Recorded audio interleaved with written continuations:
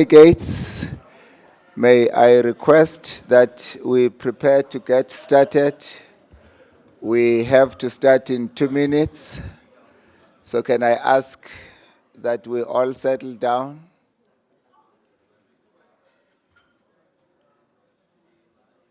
Thank you.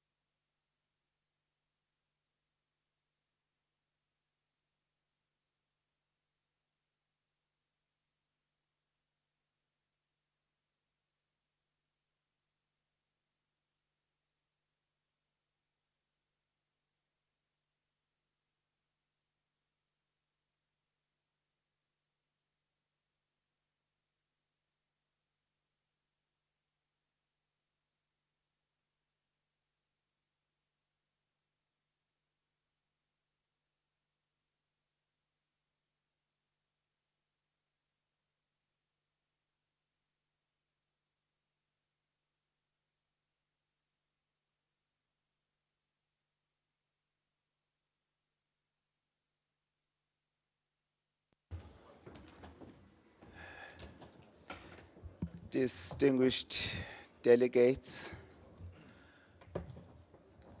excellencies, ladies and gentlemen, good morning to you.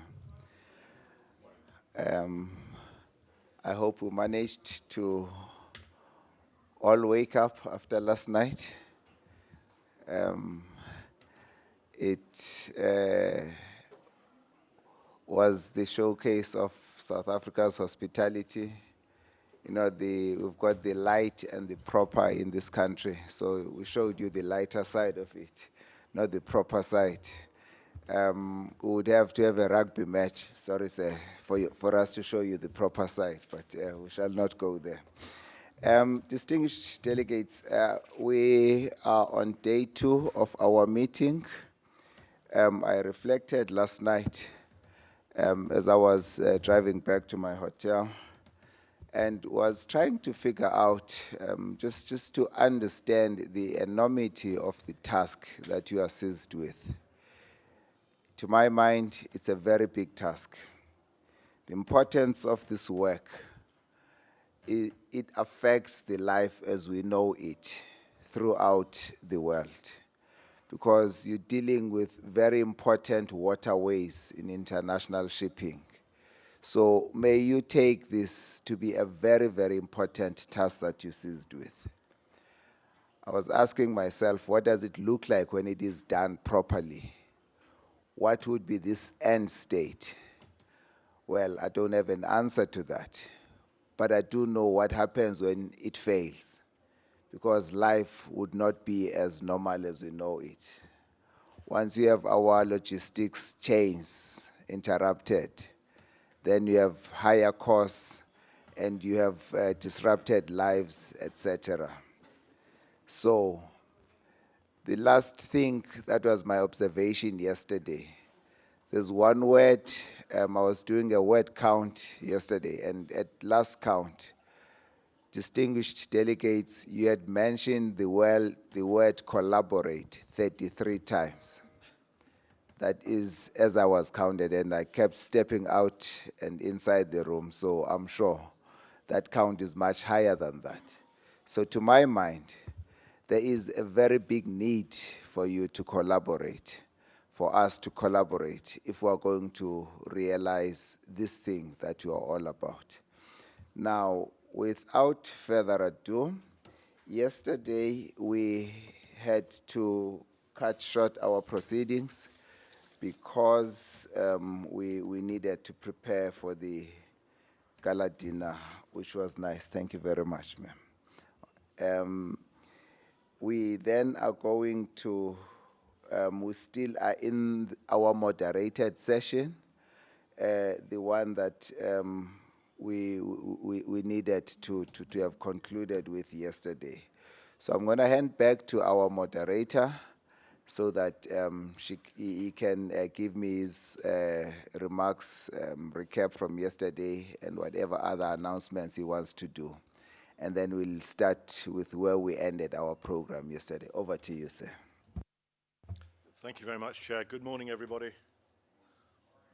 Good, you're all awake. That's a good start.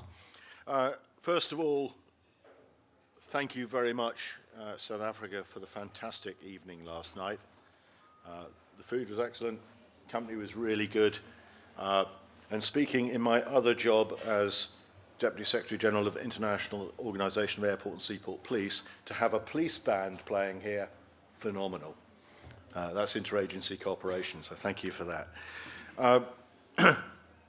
We are pushed for time, so I'll be very brief.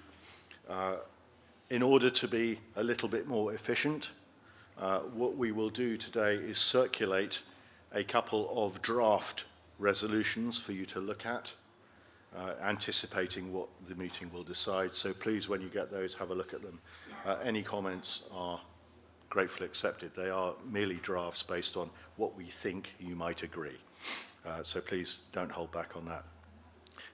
Today's program, we'll start off with the two presentations that were postponed from yesterday. Thank you for your patience, gentlemen. Then we'll go into the program as set out, a couple of panel discussions, and so on. Please, please, please respect the timings. Okay? We really need to get to the point and keep to the time, otherwise we will run out of time. And this, as the Chair has said, is an extremely important meeting with some really big decisions to take that affect the whole region. So thank you for that. And by way of a reprise of what we've done and where we're going, Winnie, hit it.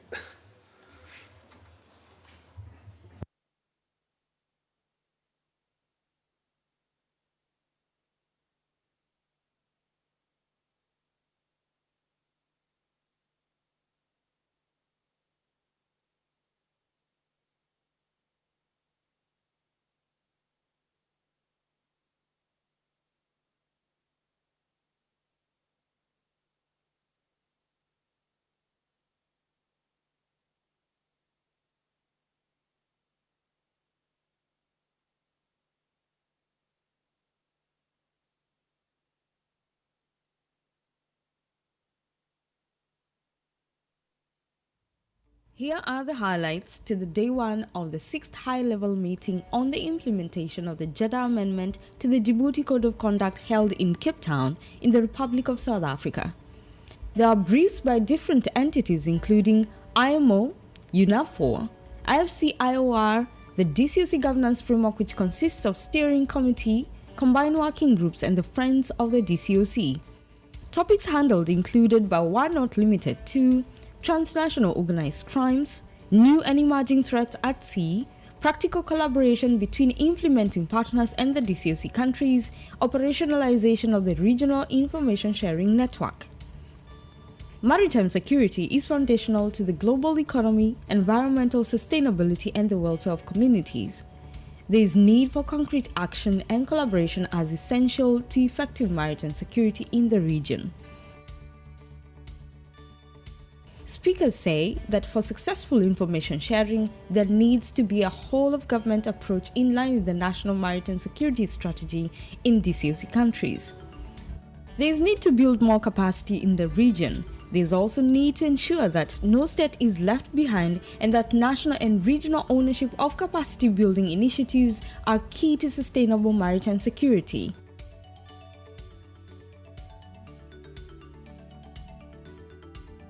In order to create synergies between the DCoC JA and other regional capacity building initiatives, there is a need to have shared training establishments, work together with and support the DCoC to avoid overlaps. Enhancing the DCoC information sharing network needs the inclusion of regional entities like the RCOC and RMIFC, the adoption and the utilization of the DCoC SOPs, and the integration of information sharing systems.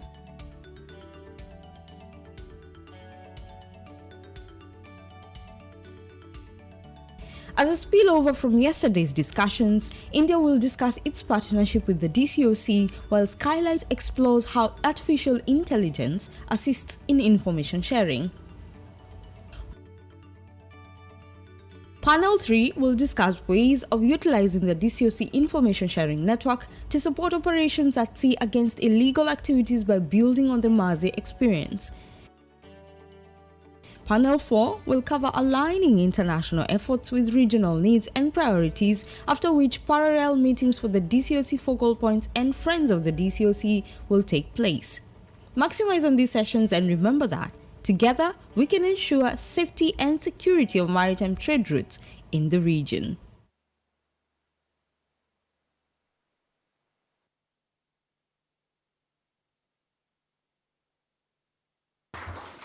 Thank you, Facilitator.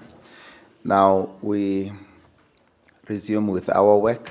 Distinguished delegates, may I call Ms. Stella Katondo from the delegation of the Republic of Tanzania. She's going to lead us in the next session. May I request her to, once she comes up here, she call her panelists.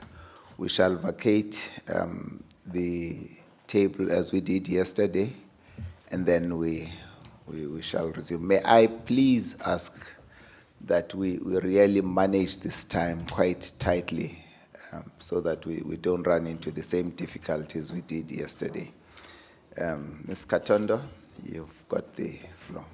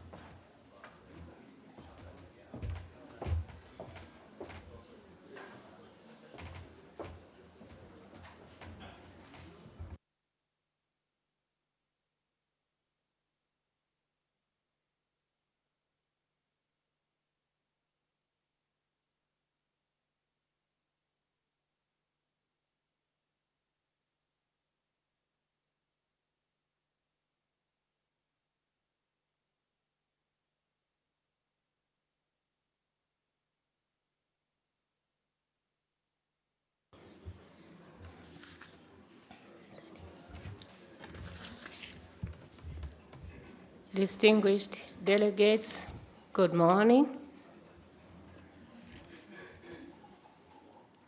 As I've been introduced, my name is Stella Joshua Katondo, and I'll be moderating this panel today. With me, I'll be having Kumudo Nitin and Teddy Schmidt from the Skylight. May you please join me?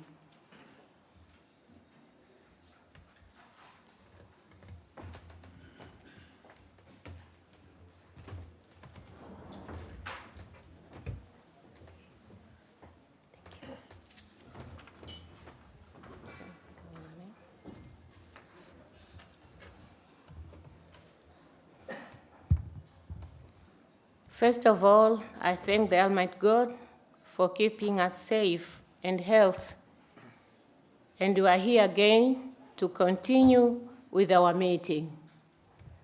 As you remember, yesterday, we had an opportunity of receiving presentations regarding proposal for enhancement of the DCoC ISN. In continuation with where we ended yesterday, we shall receive more practical insights in management of information sharing centers. A practical example from an existing center, that is the India IFC IARA. We are going to hear how the DCoC member states can benefit from the existing structure and network, as well as gain further insight from an emerging new front in vessel tracking through artificial intelligence. To take us through this will be Kumudor Nitin from India. And Kumudor Nitin is a naval aviator, flying instructor, and seaman with almost 3 decades of naval service, mostly on various ships and aircrafts at sea. He has over 2,000 hours of operational flying and instructional tenures on various types of fighters, including the unconventional Sea Harrier from the aircraft carrier, MiG-21, Hawk and Kiran jet trainers, and the other aircrafts, including helicopters. Kumudor Nitin has commanded 2 Navy fighter squadrons, 1 warship, and has served in various capacities, such as executive officer, navigating officer, and the principal warfare officer on board a guided missile frigate, missile corvette, offshore patrol vessel, and amphibious ships. Apart from being the chief operations officer of a premier naval air station on India's East Coast, he is a master in defense studies from the Naval War College and has been an instructor at the College of Defense Management, as well as the College of Warfare, where he was a chief instructor. Kumudor Nitin is currently the Director Military Affairs in India's Ministry of External Affairs. In this capacity, he handles India's international security, constructs and dialogues, as well as disarmaments issues concerning conventional weapons. At various fora of the United Nations, his wife is a Navy captain who is currently appointed to Naval Headquarters, a sea tenure in India's Eastern, after completion of a sea tenure in India's Eastern Fleet.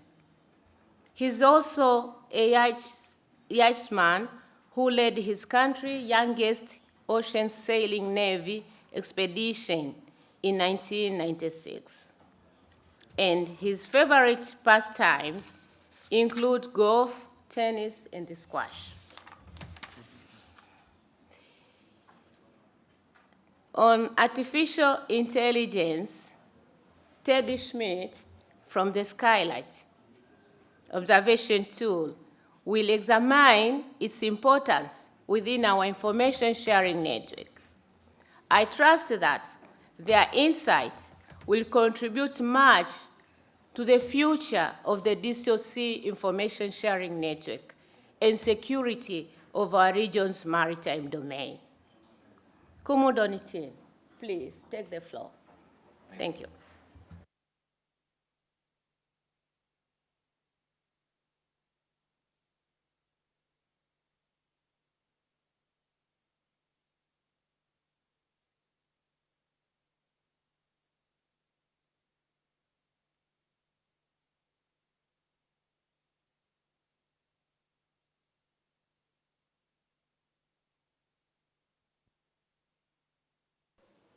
I don't think this is working. Oh, good. Good morning, ladies and gentlemen. Thank you, Chair. At the outset, may I thank our most gracious South African hosts for such a professionally organized event, such warm hospitality, a great, lovely evening yesterday, and most importantly, the choice of venue for this meeting, Cape Town, a slice of heaven on earth. You know, I come from a country where we have a state called Kerala, which we call God's own country. I think I'm going to change my point of view after seeing this. Thank you so much. But speaking of heaven, I must share a story with you that happened when we were at Jeddah for the information sharing workshop last. Two men land up at heaven, and St. Peter is standing there to allow them in. One guy, one of those men, is dressed in solemn robes, looks like a simple man, man of God. The other guy was wearing colorful clothes, glasses on, brash attitude, had a swagger like fighter pilots. And so these both guys walk up to St. Peter, and St. Peter asks the first guy, "So what are you?" He says, "Sir," the solemn-looking guy says, "St. Peter, I am a Christian priest." So he says, "Okay." St. Peter says, "Here are your cotton robes. Here is your key to your cottage in the jungle. The walk is about 20 kilometers away. The nearest man is about 5 kilometers away." So he's about to walk, and the brash guy comes up, and St. Peter asks him, "So what are you?" He says, "I'm an Indian bus driver." Now, I don't know how many of you have been in India. The bus, they're out to kill you. You require training to be in a bus in India. So this guy walks up, and he says, "I'm an Indian bus driver." And St. Peter hands him a key to his Rolls Royce. He has 3 escorts with him to take him to his house. He's given a key to a palatial house with a golf course, a helipad, a lake, and a yacht. And he starts to walk away. And the father asks St. Peter, he says, "What is this? You know, I'm a man of God. I have led people to God all my life, and I get this treatment. And this Indian bus driver, he almost killed 50 people just last year. How does he get all this?" So St. Peter says, "Father, when you preached, people slept. When he drove, people prayed. It's performance that counts, not position." The point I want to make, ladies and gentlemen, and there are 2 messages from here. The first, of course, is please don't sleep while I preach. Thankfully, my lecture has been shifted to the morning. I'm much better off there. But the most important lesson really is that it's performance that counts, not your position. It doesn't matter what your geographical position in this world is. It doesn't matter whether you sit astride 50 sea lanes. It doesn't matter what your geo-economic standing is or your geopolitical status is. It doesn't matter how many assets you have, how many people you have, how many forces you have. What matters is performance. And that's the point I want to drive home.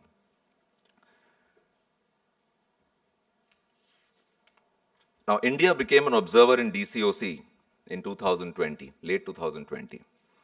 We did have discussions then on some initiatives, but due to unforeseen factors and challenges, including COVID and our own national security situation, we were unable to clutch in fully with the DCoC engine. That is the past, and it is regretted. I admit it. Excellencies, senior government reps of member states, friends of DCoC, participants, and colleagues, I am Commodore Nitin, Director Military Affairs, India's Ministry of External Affairs, which is equivalent to Foreign Affairs. Too many affairs, actually. And I stand here with my delegation sitting there from the Ministry of Defense and the Indian Navy, and I'm here to assure you of our renewed efforts since the last high-level meeting at Jeddah. And we assure you of our support to this noble cause and a stronger engagement in the future. But before that, and before I tell you how we're going to do it, I want you to understand where we come from and what is our perspective so we collaborate better. India believes that the success of any partnership is based on common interests and common threats. Thankfully, India and DCoC share common interests and common threats in the IOR. So that's killed. Point number 2, India believes that any collaboration in maritime security is based on 4 pillars: information sharing, capability and capacity building, operational coordination, and public messaging for dissuasion of inimical elements and for deterrence. So these are the 4 pillars that we stand for, and that is how we're going to collaborate. The first step, and which we think is the foundation or the cornerstone of this collaboration, is information sharing. And I'm glad that DCoC chose the information sharing network, the SOPs, as the focus, and the NMISCs as the focus in the last 1 year.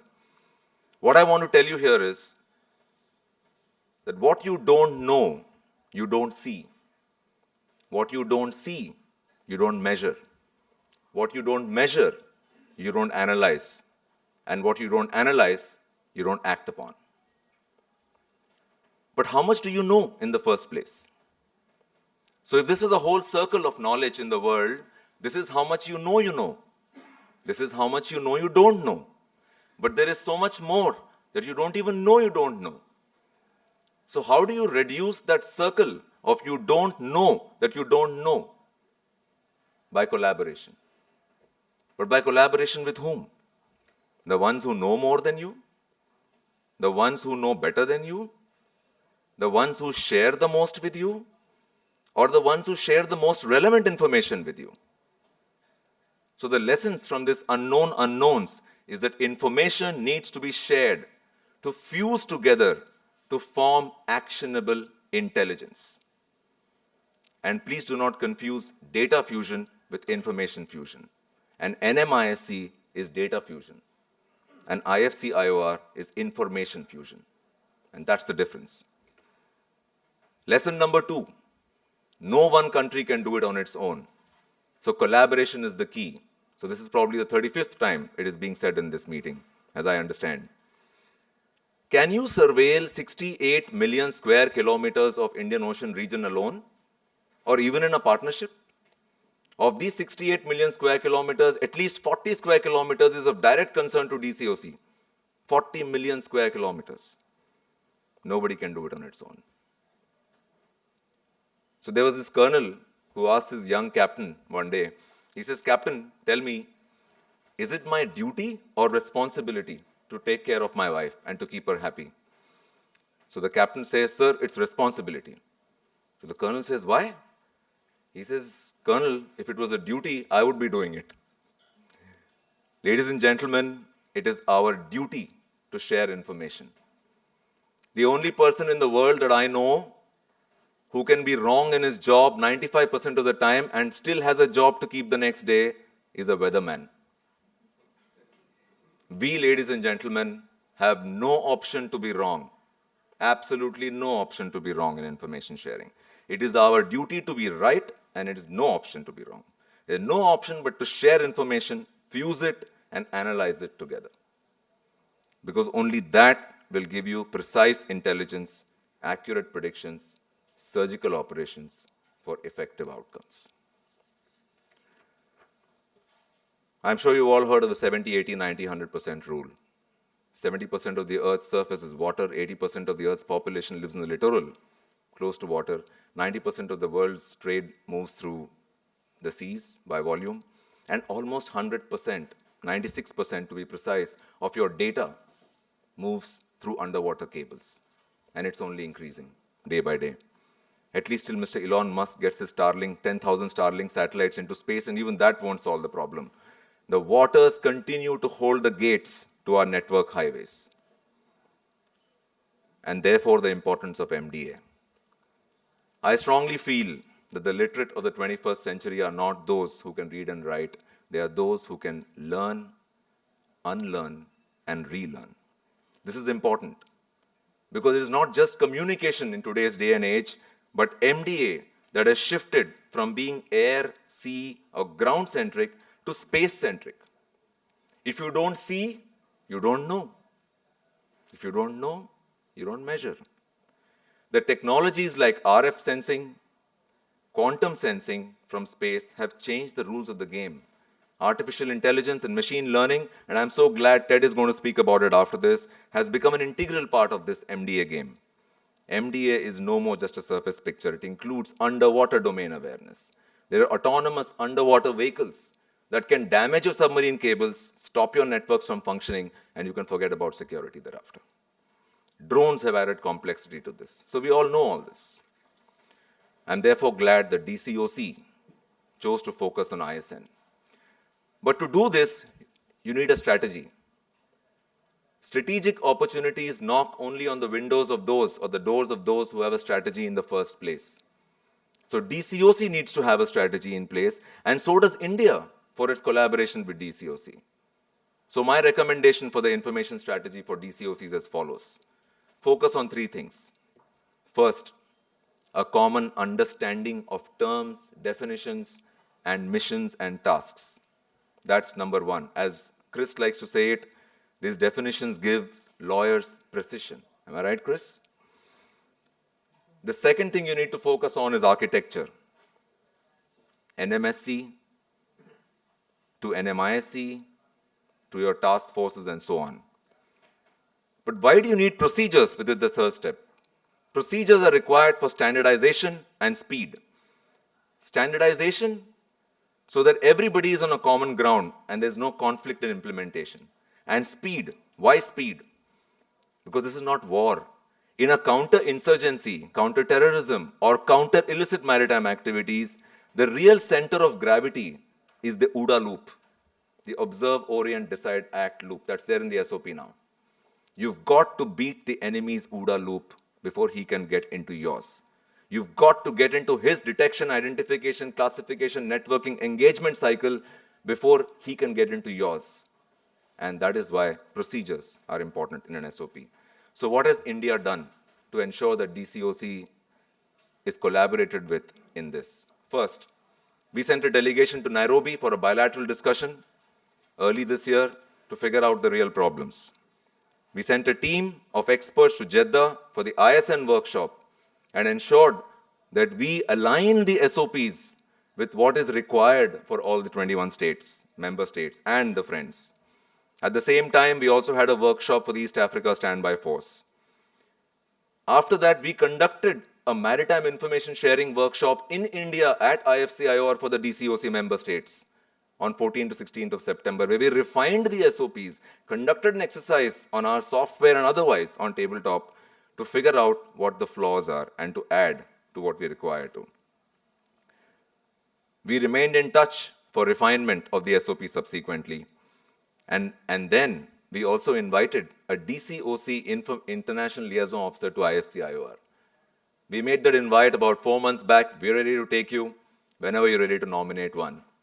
And we have Commodore Sairam Balaji from the Ministry of Defense. We have the approval of our Defense Minister to have a DCoC ILO in IFC-IOR. We made an exception. This is the first time we're going to have a multilateral agency ILO in IFC-IOR. We've done that. We've signed a memorandum of understanding with RCOC Seychelles. We're going to send our ILO soon to RCOC and RMIFC, Madagascar. We have started a group called the Quad Maritime Security Working Group within Quad, wherein we've come out with an initiative called the Indo-Pacific Partnership for Maritime Domain Awareness about satellite ELINT data and RF data coming in to give you dark shipping information. And we have chosen 2 DCoC countries as our stage 1 partners, where we will fund it and give information. And as we go by, we intend to add more countries, and probably with RCOC subsequently, or RMIFC. And we also, ladies and gentlemen, are working tirelessly towards an MDA software that can be used within the DCoC ISN. A platform that will have the transparency of IFC-IOR, but with a no-holds-barred approach. I mean, what India uses for MDA sharing is what you will get in DCoC for MDA sharing. We intend to refine it, and we will see how that moves in the future. So, ladies and gentlemen, information sharing remains the key, and important constructs like DCoC are the blacksmiths producing this key. The next point I want to make is capability and capacity. It is for the first time last evening that I heard the Deputy Minister of Transport mention the difference between capability and capacity, and I'm so glad he's mentioned this. We believe that capability is the ability to carry out a task. You could have the ability to go and intercept a vessel. You could have the ability to share information. But do you have the capacity to surveil 20,000 kilometers of the African coastline and the West Asian coastline? There's a difference between capacity and capability. We respect DCoC's vision to increase national capacities. We respect DCoC's intent to develop NMSS and regional maritime security strategy. We respect DCoC's vision of NMISCs, and we totally appreciate the CB matrix. In fact, there was a question, a boy asked his grandmom, "Grandma, where did you grow up?" So grandma says, "I grew up in so-and-so city." And where did grandpa grow up? "Oh, grandpa, he didn't grow up." Ladies and gentlemen, we have to grow up together to be able to analyze, measure, and act, and see, and know. So what can India do for capacity and capability building? We have gone through the capacity building matrix. We are working on it. We have in fact moved with our proposal to the first DCoC country to set up their NMISC. Our scoping delegation will be going to that country at the beginning of next month, and we intend to be with them all the way.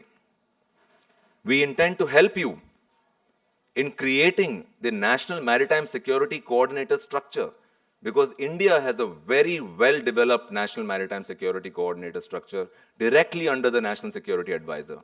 And we are willing to put you in touch and ensure that your coordination structure is aligned to what is required in IOR. We are willing to help you in formulation of the National Maritime Security Strategy.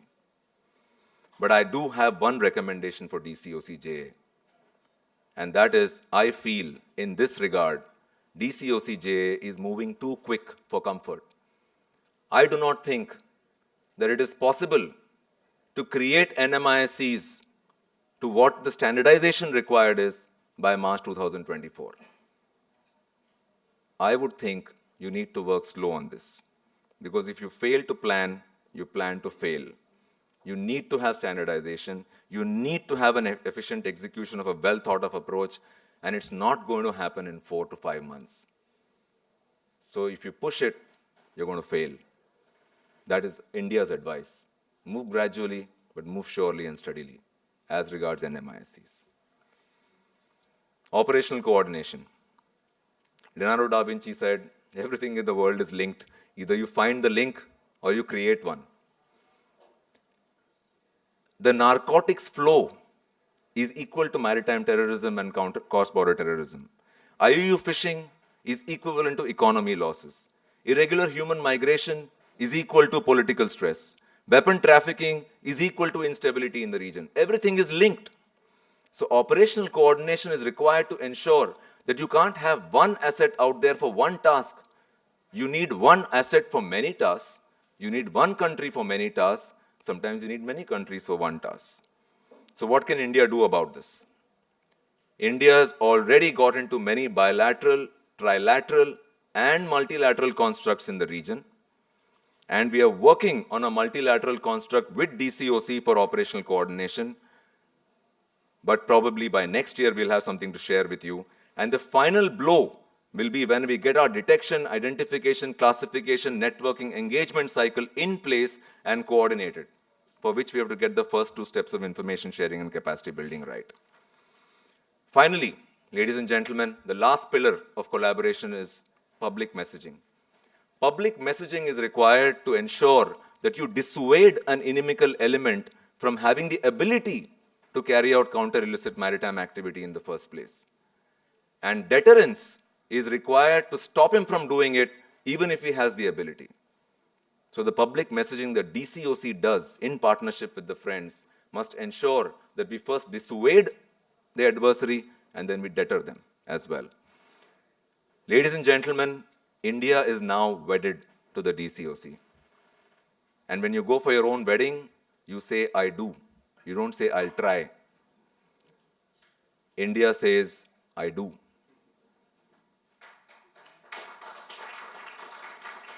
But most spouses, at their wedding vows, they promise more than they're capable of, and they deliver less than they promised. At least that's what my wife tells me. I'm sure I have a lot of buddies in the audience who agree with the angst that I am in. India would do exactly the opposite. We will always deliver more than we promised, and we will not promise something in a hurry. And that is our advice, and that is our assurance. So pardon us if we move gradually, but surely and steadily. Ladies and gentlemen, hope has two beautiful daughters, anger and courage. Anger at the way things are, and courage to make them the way that we want it to be. India congratulates all the stakeholders in this room who are courageously changing things for the better, and assure our wholehearted association for a more secure and free waters of the world. There are two kinds of people, Chair, who don't say much. Those who are quiet and those who speak too much. So before you check me for time, let me conclude by saying that the Indian Prime Minister has given us the policy of Sagar, security and growth for all in the region, all in the region. And Sagar, incidentally, also means oceans in Hindi.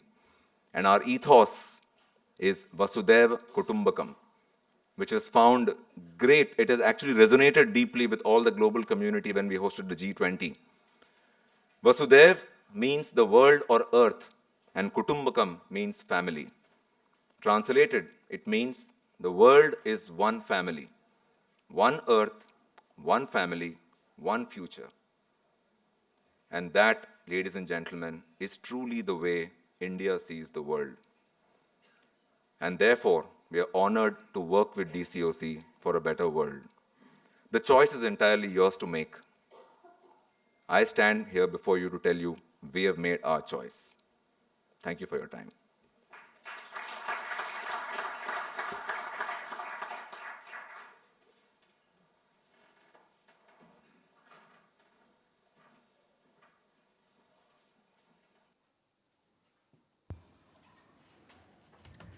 Thank you very much, Commodore Nitin.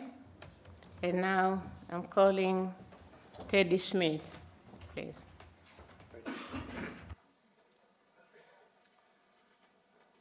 Thank you. And I want to assure the chair I'm going to set my timer right now so I stay on track. So thank you all for having me here to talk about AI and how that helps information sharing.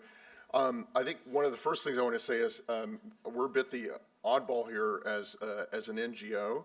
That is directly due to the fact that our founder, Paul Allen, who, even though it's 5 years since he passed, is his legacy making a continued investment in maritime security, particularly illegal fishing, but really all issues to do with the health of the ocean and securing the oceans. And so really, that's why we're here. We think we need to help you. We are able to do that in a particular way, and that's the fact that we live at the Allen Institute for Artificial Intelligence. We have access to some of the world's best AI engineers. We also work with and know that community of AI and really can get them focused on these issues. We also are committed to offering what we do at no cost. And then the other thing, and I like the title of this, of how do we help with information sharing? AI and the outputs of AI don't do any good if they don't get to where they can be acted on. And so this is why we're partnering with many of the other supporting groups in the room, IORIS, CVision, UNODC, to deliver our outputs through them and through the tools that they deliver. I'm sure all of you have a number of screens in your operations room. We don't want to necessarily add to those. We do have a UI, but we really try and distribute all of our data to the partners that you're already working with. And I think that's an important part of being able to do that information sharing. Something that let's see, go ahead. Thank you. Yeah, I should have told you. Go to the next slide. I already covered this one. Thank you. I'm going to mention it because it hasn't been mentioned, but I know many of the DCoC members are in the process or already have established marine protected areas. That's not something I've heard come up, but that is another thing that will have to be secured and the rules managed for that. This is where actually most of the NGOs in the space focus. We think that while that's important, without all the things that all of you do, whatever happens in those marine protected areas will not secure those areas unless the areas beyond them are secured.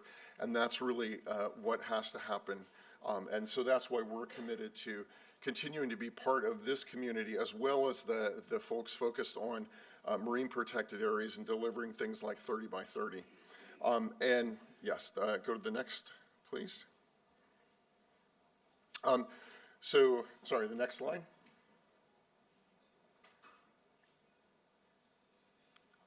Thank you. So we really see, we really have a goal of providing the most advanced maritime AI platform in the world. We won't do that alone. We'll do that with a lot of partners. We've joined a collaborative ourselves of not-for-profits that are focused on technology for maritime security. And so we're working with our own collaboration to be able to deliver that AI, to get it to where you need it. And as I mentioned already, we are uniquely situated to be able to do that. And I really see that we're at the beginning of this journey of AI. I think what I'm showing you now we're excited about, or what I'm about to show you, but I really expect that within 2 to 3 years, the advances we're going to see in AI are going to really change the game on knowing what you know, to refer back to what you were saying. We're going to be able to tell you a lot more what you don't know in the future so that you have the information to act on that. And as I already mentioned, we really want to make Skylight, the data that we output, the AI that we output, available as widely as possible. We will make our algorithms available if that's appropriate. We will make our data available through APIs. We already do to CVision and IORIS, and of course through partners like UNODC delivering the capacity training to do that. And we also, I think, is really important to say here is because a lot of people talk about AI, but they're talking about analyzing past historical data. We're talking about really operationalizing the data, getting it as soon as it comes off the satellites, getting it as soon as it comes off of whatever data source, doing that analysis and getting it to where it can be acted on in minutes or hours, not in days, weeks, or months. And so I think that's another really important point. And the goal here is actually to put fewer dots that are more meaningful and more actionable. This is something, you can put a lot of data on a screen, but you can't process that data. You need a way to get fewer dots that are more meaningful that you can act. And that's, I think, one of the big things that AI will be able to do is give you fewer dots on a screen, but those dots being very full of meaning. I think I already, let's go to the next slide. So, and I'm going to have you step through here, and I'll do this fairly quickly, but if you could just click slowly. There are a number of different things. When we talk about AI, we sort of, people talk about AI, but what does that mean? It means, go ahead and click. Thank you. It means watching for patterns in AIS data, such as we see here. Go ahead and click again. Click again. It also means watching for behaviors like two ships coming together. Click again. It also means computer vision, so it's pattern recognition, it's behavior detection, it's computer vision to identify, for instance, dark vessels, correlate vessels detected in imagery with AIS so that you can tell whether they're running dark or whether they've got the AIS on, and then click again. It also can mean detecting light at sea. So all of these sensors provide different ways to apply artificial intelligence. And I think it's really important to understand that there are these different disciplines. We're fortunate at AI2, the Allen Institute, to have experts across these domains. The one that we haven't done yet, that you've all heard about, ChatGPT. Oh, thank you so much. You've all heard about ChatGPT. That's a large language model is what's behind that, and the AI tool there is natural language processing. We believe there's great promise there. We've barely begun to explore that, and so that's something I think you'll see coming as well. Let me go ahead and, whoops, let's see. Am I clicking? I don't know if I'm clicking or, there we go. Thank you. And so all these different sensors are really important. The Commodore mentioned radio frequency. We have just integrated radio frequency into Skylight. We think this is a game changer, and we think the application of AI to radio frequency signals and also across all of these signals. So one of the powers of AI is being able to analyze across these different sensor types. You don't have to analyze one and then the other and so on. You can really synthesize across them to gain a deeper knowledge of what's going on. So the night lights, the optical imagery, satellite radar, radio frequency, and the AIS, they all have their strengths and weaknesses. They all have places where they're appropriate or not. With AI, we can really bring the power to be able to analyze across all of those sources. And then the other thing I want to mention is that we are leveraging open source data as much as we possibly can. To date, those open sources, such as NASA's VIIRS, the European Space Agency Sentinel-1 and Sentinel-2, and other sources like that have been very underutilized. We're now able to take that imagery as it's coming off the satellites within 50 minutes, sometimes 2 hours, analyze it, run our AI algorithms across it, identify vessels in that imagery, and get it out to our screen, into CVision, into IORIS, into any of the platforms within literally hours, 2-3 hours, and get those detections out and available to you. So that data source has been sitting there, but it's never been analyzed appropriately using AI techniques to do that. And so this is one of the powers that AI will bring. I'm going to go very, very quickly as I'm looking at my time through these different types. It's really just to show you how there are these different pattern detections here. There's only a single vessel transmitting, but based on the behavior, we can pick up that it is likely rendezvousing with another vessel. And different types of fishing that we can see in the different patterns. And this is really important. I want to point out that we need information from you about what are the patterns that are interesting to you. These are ones we know about because we've talked to subject matter experts on fishing. We can train the algorithms to identify these patterns. We want you to tell us what patterns, what are the patterns that you see that your subject matter experts know about that you want to that you would like us to be able to detect. We're not the subject matter experts. We're subject matter experts on building AI algorithms. We need you to help us build those algorithms. I'm not going to dwell on this, but the important point, and I've hit it a couple times, is that it's very quick turnaround. We're not talking days and weeks. We're talking hours here to really turn around and see this imagery. I'm going to skip that and that just in the interest of time. All of these things are already available. Here's optical imagery, and this is Sentinel-2, so you can see that the resolution is not very high. We do have commercial imagery available on a limited basis to support your operations and exercises. That commercial imagery, because it is very expensive and we do have budget to provide some of it, we are able to provide that very high resolution imagery on a limited basis, so around exercises and targeted operations that you have. This very quickly is, and while I'm showing it for VIIRS here, this is really what's going on, the magic behind the scenes. So a sensor picks up some data, sends it to a satellite, downlinks it, and that downlink, by the way, is the longest time. And depending on the satellite constellation, it might be seconds, it might be minutes, it might be a couple of hours.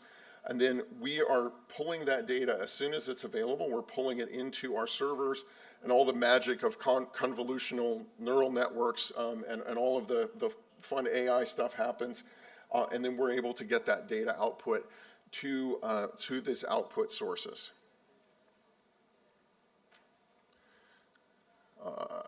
And so some of the things we'd like to get a lot more of, and we already do some of these, like we look for cloud coverage, which optical imagery can't be collected through clouds. Things like C-state we know are possible. So can C-state inform, for instance, can a rendezvous happen at rough seas? Generally not. So if we can pull in that C-state data, we can reduce the number of dots again by having the algorithm informed by the C-state. We think there are other sources of data that can also help inform our algorithms. We're processing massive amounts of data. This is really the power of AI. No matter how many people you have, you can't possibly look through all this imagery. So, and all of this data. So AI is really a tool to help process that, automate that processing, and make it actionable for you. I mentioned some of the operational support, so being able to provide imagery on a limited basis. I know we're working with RCOC and RMIFC to do that right now. And then, whoops, there we go. This capability is another one. It's not, it is AI powered, I'll say that. We're able to look at things like what looks like a transshipment and be able to cue a satellite to get an image like this. And this, of course, is a very high resolution image. This, again, is on a limited basis. It's not always successful. There are clouds. There are other things that can happen to make that not work. But we are getting a pretty significant success rate to be able to get images like this, to do things like build for evidence collection and so on. So these are tip of the iceberg things that we really believe we can get to. And then I'm just going to finish by, I've already mentioned, we're integrated into IORS today. Martin showed that yesterday. And Lieutenant Commander Wallen also mentioned it in C-Vision, that we're integrated into C-Vision. We also believe, I wanted to mention on the tip and cue, the next stage is we're queuing satellites. We're doing a prototype right now to be able to queue drones, queue autonomous underwater vehicles based on the AI algorithms that the data we're getting out of the AI to be able to queue those things. I often ask myself when I see people present that they're using drones, how do they know where they're sending those drones? Well, we believe, and again, this is experimental, but we believe that we'll be able to help direct the drones, direct autonomous underwater vehicles to utilize them more effectively. And I just want to close, sorry, I'm losing my voice a little bit. I just want to close by saying that while AI is powerful, it is just a tool. It will make new things possible. We need you to tell us what behaviors are of interest to you. We're not the subject matter experts. We build the algorithms. We need you to help us understand what it is we should be trying to build, what algorithms we should be trying to build. We also need help accessing unclassified data, things like fishing license databases. We have a hard time getting those. If we see fishing behavior, if we knew that a vessel we see fishing is licensed, well, we could eliminate that dot. That's something you don't need to look at because it's a licensed vessel. I think one of the speakers yesterday mentioned the U and the U and defining that. It's really important. We need those rules to build the algorithms.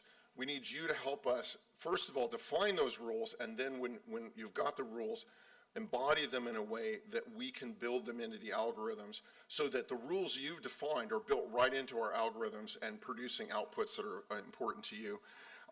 And then, yeah, as I said, I'm just going to end by saying that I think there's great promise for AI. I think we're just at the beginning, and we need your help to do so, to further advance it. Thank you.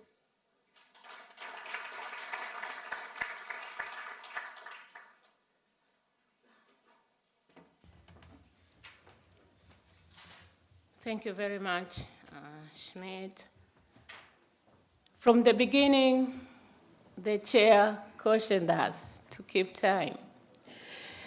Although we've gone beyond the time slotted for us, I wish to ask for at least 3 hands from the floor. With your permission, sir. Okay, it has been permitted. Whoever has got a question or comment to the presenters, please. Please, Mauritius. Good morning. I was very intrigued with Ted's presentation on AI, and all the presenters, of course. But Ted, one thing that struck me was we're using computer vision to analyze what are, in effect, creatures and their behavior, and we're looking for patterns in the behavior. But what I was thinking was, we know that there are people on board, and they also think about what they're doing and the owners of the boats. So I suspect one of the interesting directions the AI will go will be analyzing the behavior of the owners and using that to almost predict where boats are going to go. So for example, if you see 2 boats approaching each other, you can capture that, and there's your evidence. But if you go a step backward and you're applying AI to the class of boats that would go out to do that kind of thing, it's going to be a very intriguing, and once you marry those 2 together, I think it's just going to be mind-blowing. And the other thing that I was just going to say as a comment was the AI makes the ocean a lot smaller. When you look out at the universe and the sky, you think, oh yeah, all the stars are just equally distributed in the universe. No, they're not. They're structures, they're patterns, and the bad guys also have patterns because they have to follow the same weather, the same currents. So it's kind of like we're shrinking the problem in a dramatic way. So I think it's great, it's fantastic. I just wanted to throw in that I think we do it at the front end, which is the actual patterns of these strange creatures. And then we're like, oh, they need to eat. And what are they eating? And going a step backward on behavior. Thanks. Yeah, I don't have a lot. I think you just made my point that you're a subject matter expert. You're providing the patterns that we should be looking for in the data. And this is really, we need to, well, not me, but my engineers need to sit down with your subject matter experts and say, look, here are the patterns we know that are out there. Can you embody those? And then have a dialogue between the engineers and the subject matter experts. And when those dialogues happen, really amazing things happen. So I just encourage you all to help us help you by having those dialogues with us. Thank you. Is there another? Okay, please.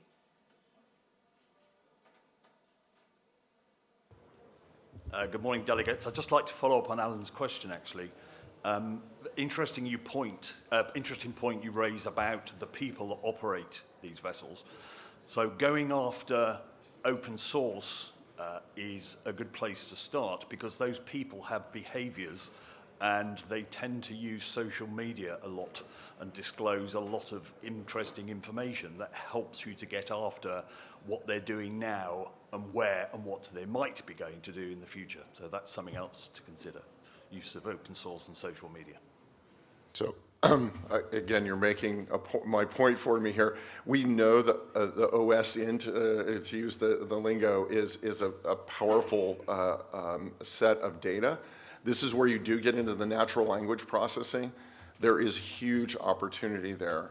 There's also huge opportunity in local media, reporting a local vessel that was brought in that no one knows about.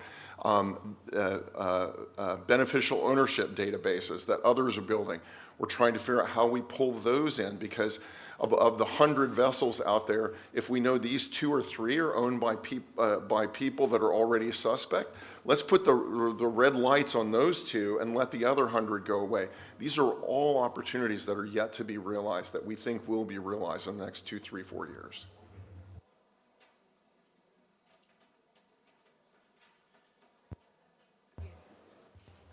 Thank you very much for those 2 great presentations. Just a comment from or rather a comment from Commodore Nitin view or recommendation about the speed of starting the information sharing network or operationalizing it. Now, I've been interacting a lot with Working Group 1 regarding this. And the idea is that there's not going to be a start gun, and we're going to start on this day. I think the most important aspect of the information sharing is, first of all, the commitment to share information and appreciation of the need to share. And I think the region is past that because, we also appreciate that the national centers are not going to be built overnight and at the same pace because the capabilities are different in different countries. But the most importantly, we've got regional centers that are functioning and functioning well. And some countries that have already set up their own national centers at different levels. I reference countries like Oman that have already set up a really good national center. Kenya is progressing well, Seychelles is progressing well, and I think we are getting there. The important thing is that it's going to be a gradual progress. So those countries that have the systems in, they plug in and they're able to share information.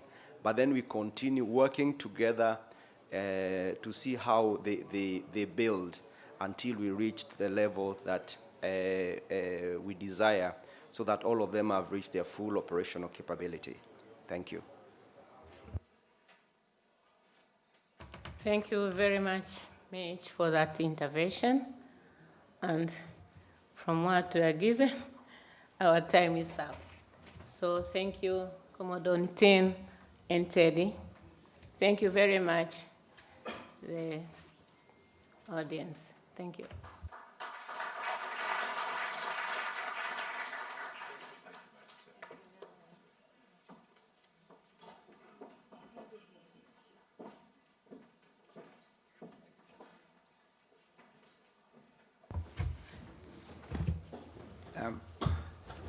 Distinguished delegates, thank you very much, and thanks for working with me.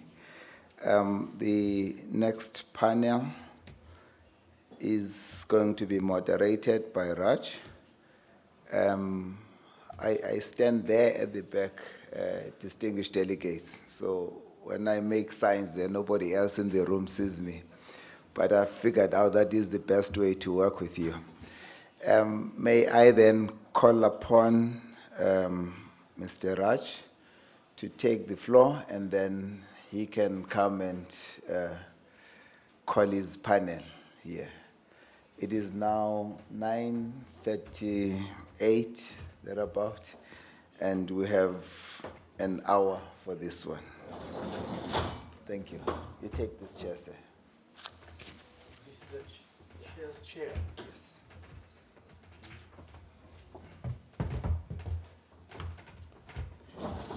Thank you very much.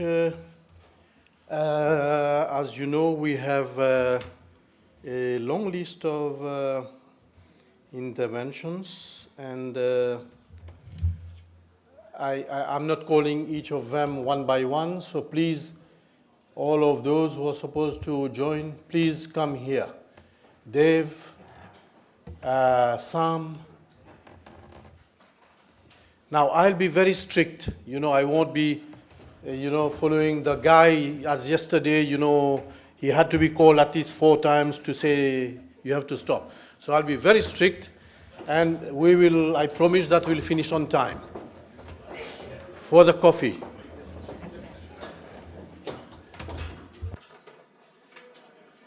So I'm giving just 5 seconds for all the panelists to be around me. Be ready. So I'll be calling one after the other. Right? Another 5 seconds.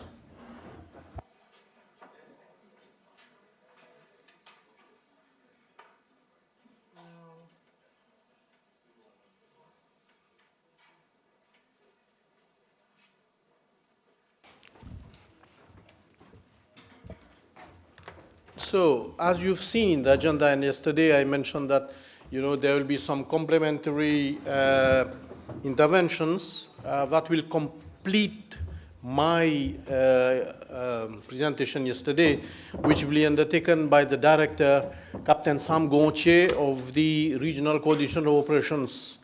So Sam, I'm not presenting you because you know he has a long CV. It will take already 5 minutes. So please shoot. Start, please. Don't lose time here. You know, we have only 1 hour, so. And you have only 20 minutes according to the agenda. Yes.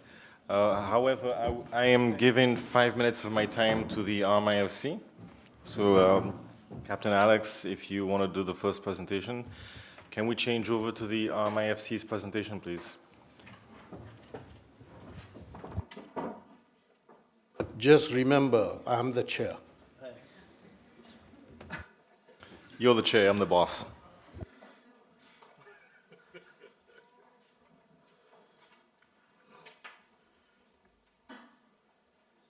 The presentation, please. So, thank you, Chair. I'm Captain Alex, the Director of Regional Maritime Information Fusion Center. Waiting for my presentation, I will already start with the introduction. I will start with this quote of Admiral Paul Suchunft, former CEO of US Coast Guard. Information is the lifeblood of effective decision-making in maritime domain.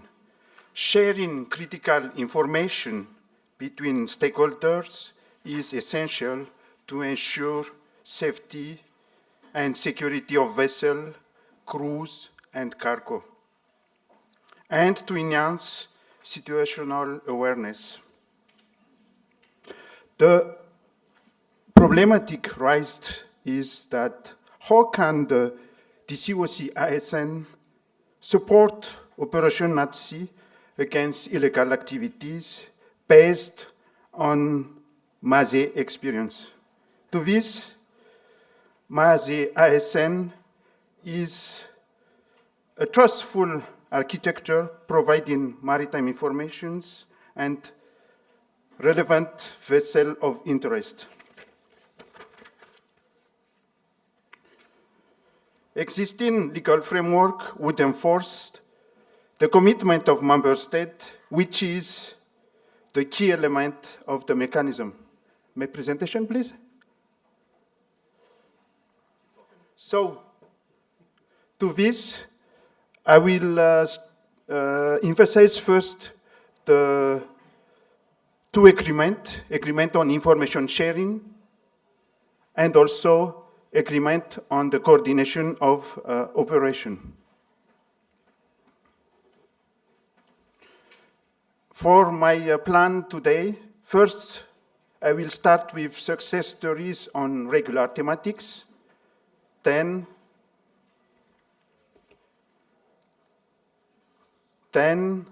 the support from RMFC on special requests, and third point, intelligence sharing. First is on IUU fishing thematics. As you know, on port state measure, there were the fishing vessel STS-50, alleged to be Togo flag, and which had technical issues and stopped at the Fort Dauphin port in Madagascar. After checking the information, the APMF found that there were another name, Cypruise 1, and another Ramos with is. So, once the ship has been known as blacklisted, then the ship left the port of Fort Dauphin, and then there were the exchange of information between RMIFC, between IFC, Interpol, NCP, Mozambique, and so on. So finally, The ship was seized by the Indonesian Navy by the 6th of April, so that is the first one. I take this example because this is one of the famous one.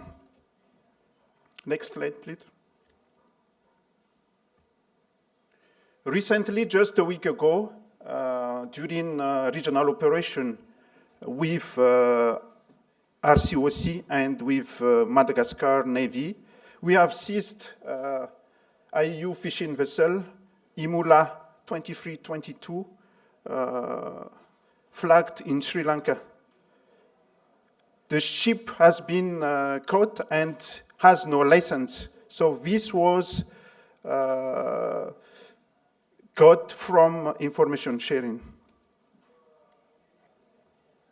Now we move to the drug trafficking topic. Last year, March 2022, Intel said that there is a tanker having 15 tons of drugs, and final delivery will be Kenya. The Intel said also that the ship originated from Mexico, go down to Asia, to Indonesia, and then back to the west of Indian Ocean and stay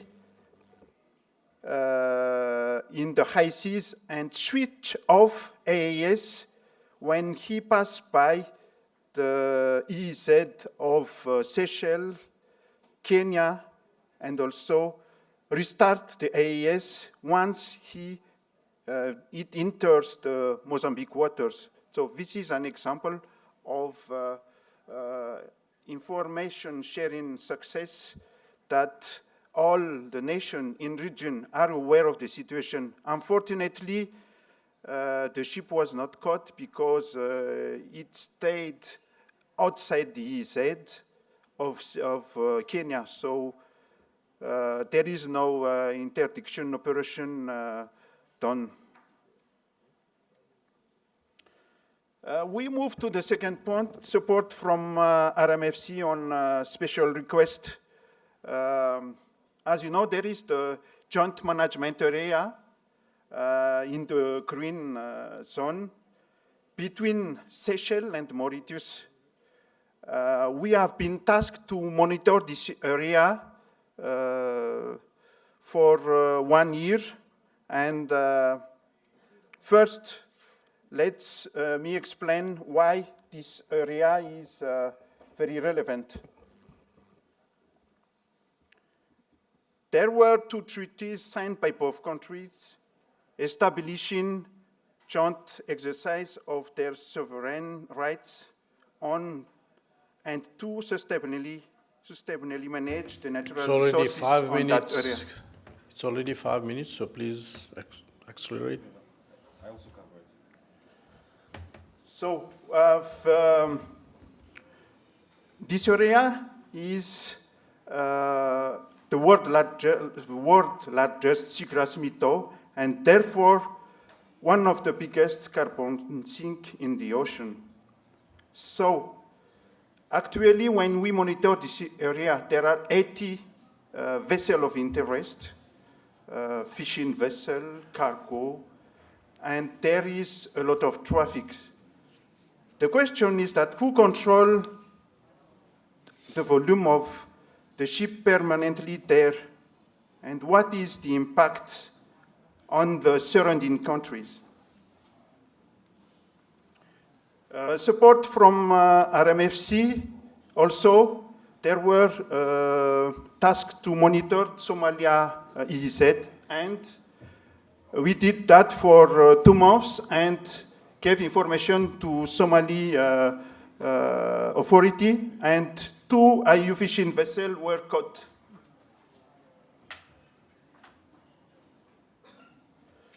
My last point, intelligence sharing. There is a lot of intelligence sharing, for example, between Madagascar, Mauritius, between Madagascar and Seychelles, Madagascar and Comoros, RMFC, and the other countries. But it is confidential, but there is a very good result.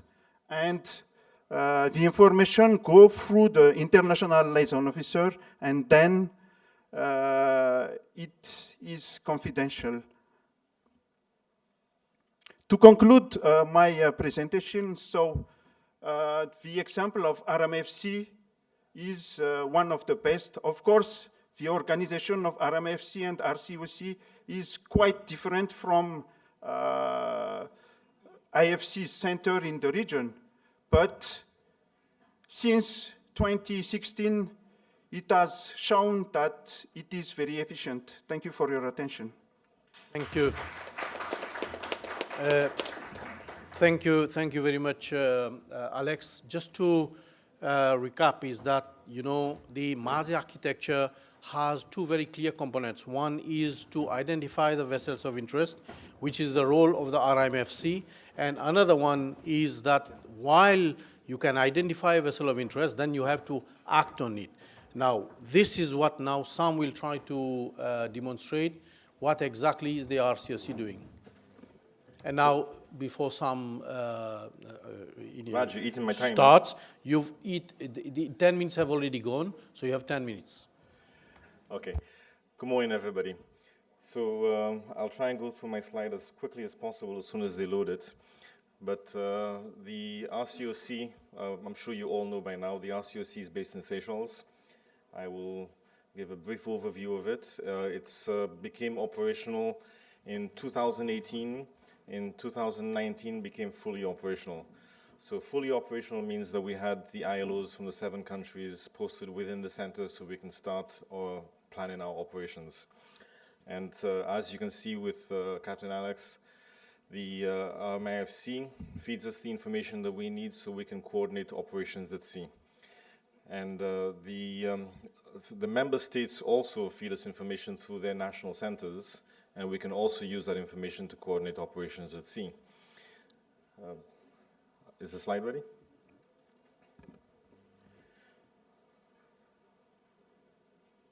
No, that's Cremaria. Okay, so I'll carry on because I'm losing time.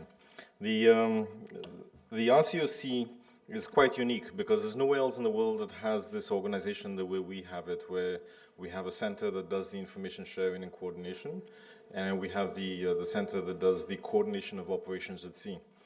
So usually these are all put together everywhere else.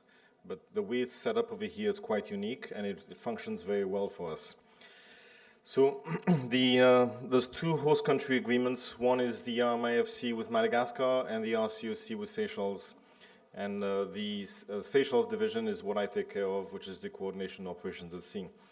And I'm very happy to be over here to explain and to show you some of the success stories that we've had. Thank you very much. As I said, this is the initial stages. Our mission is to combat piracy, combat organized crime and illegal conduct at sea, protection of the marine environment, assistance in search and rescue activities, participation in restoration and safety, security, and maritime navigation. I'm going to try and go fast through this because I don't have much time. So our mandate, coordinate missions of regional interest. So that means prevent any threats that affect the collective interest of the member states.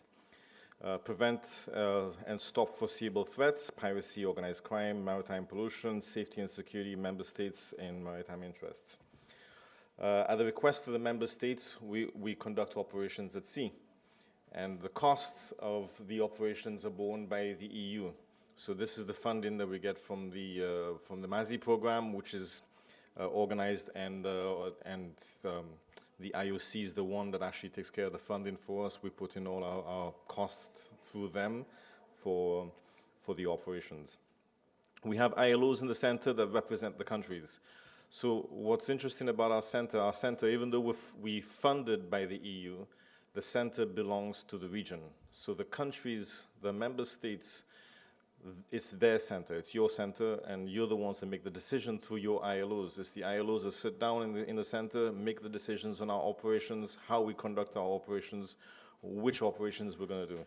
It's not, the EU has no say in how we organize our operations, because that's a member state coordinated decision. So how it works, the MASI information matrix. We have 3 sections, the human, the technological, and the procedural. On the human aspect, what you can see in the gray boxes, Comoros, Djibouti, France, Kenya, Madagascar, Mauritius, and Seychelles, these are the member states, the 7 MASI countries that have signed the agreement. Below that, Mozambique, Tanzania, Namibia, Angola, Somalia, and Yemen have expressed the interest in joining the MASI program as well. And South Africa is an observer to the program.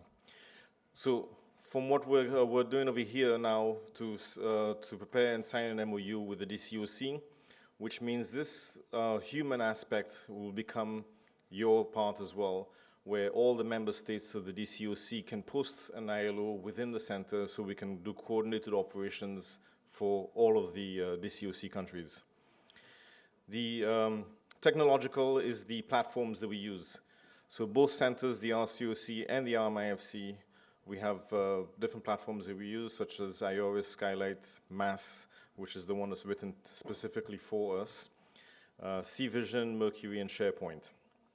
The procedural side that you see is MOUs. The green boxes are MOUs that we've signed already with EUNAV4, the UK, IMO, IFC, IOR, and then the yellow ones are the ones that we do not need an MOU with them. We just have a working agreement, and the blue ones at the bottom are the MOUs in progress. Now, this is what's important to us. The big red square that you see is our area of interest. So we have 28 million square kilometers which fall under our area of interest. Out of that, we have 14 million square kilometers, that's our operational area. So anything within that black box is where we conduct operations. And how do we do that? Well, as you can see, we have 17 surface assets and 5 air assets, and these are contributed by the countries. So the member states, when they sign the agreement with us, they also dedicate a certain amount of their assets to the availability of the RCOC so that way we can conduct operations at sea. This number is growing because as the success of the centers is showing that it's important to put assets at sea, all the countries have expressed the willingness to add more assets. So we're sending inspectors from the European Union to go and inspect the assets and calculate the running cost per hour of those assets and add them to our list of assets that we fund for operations.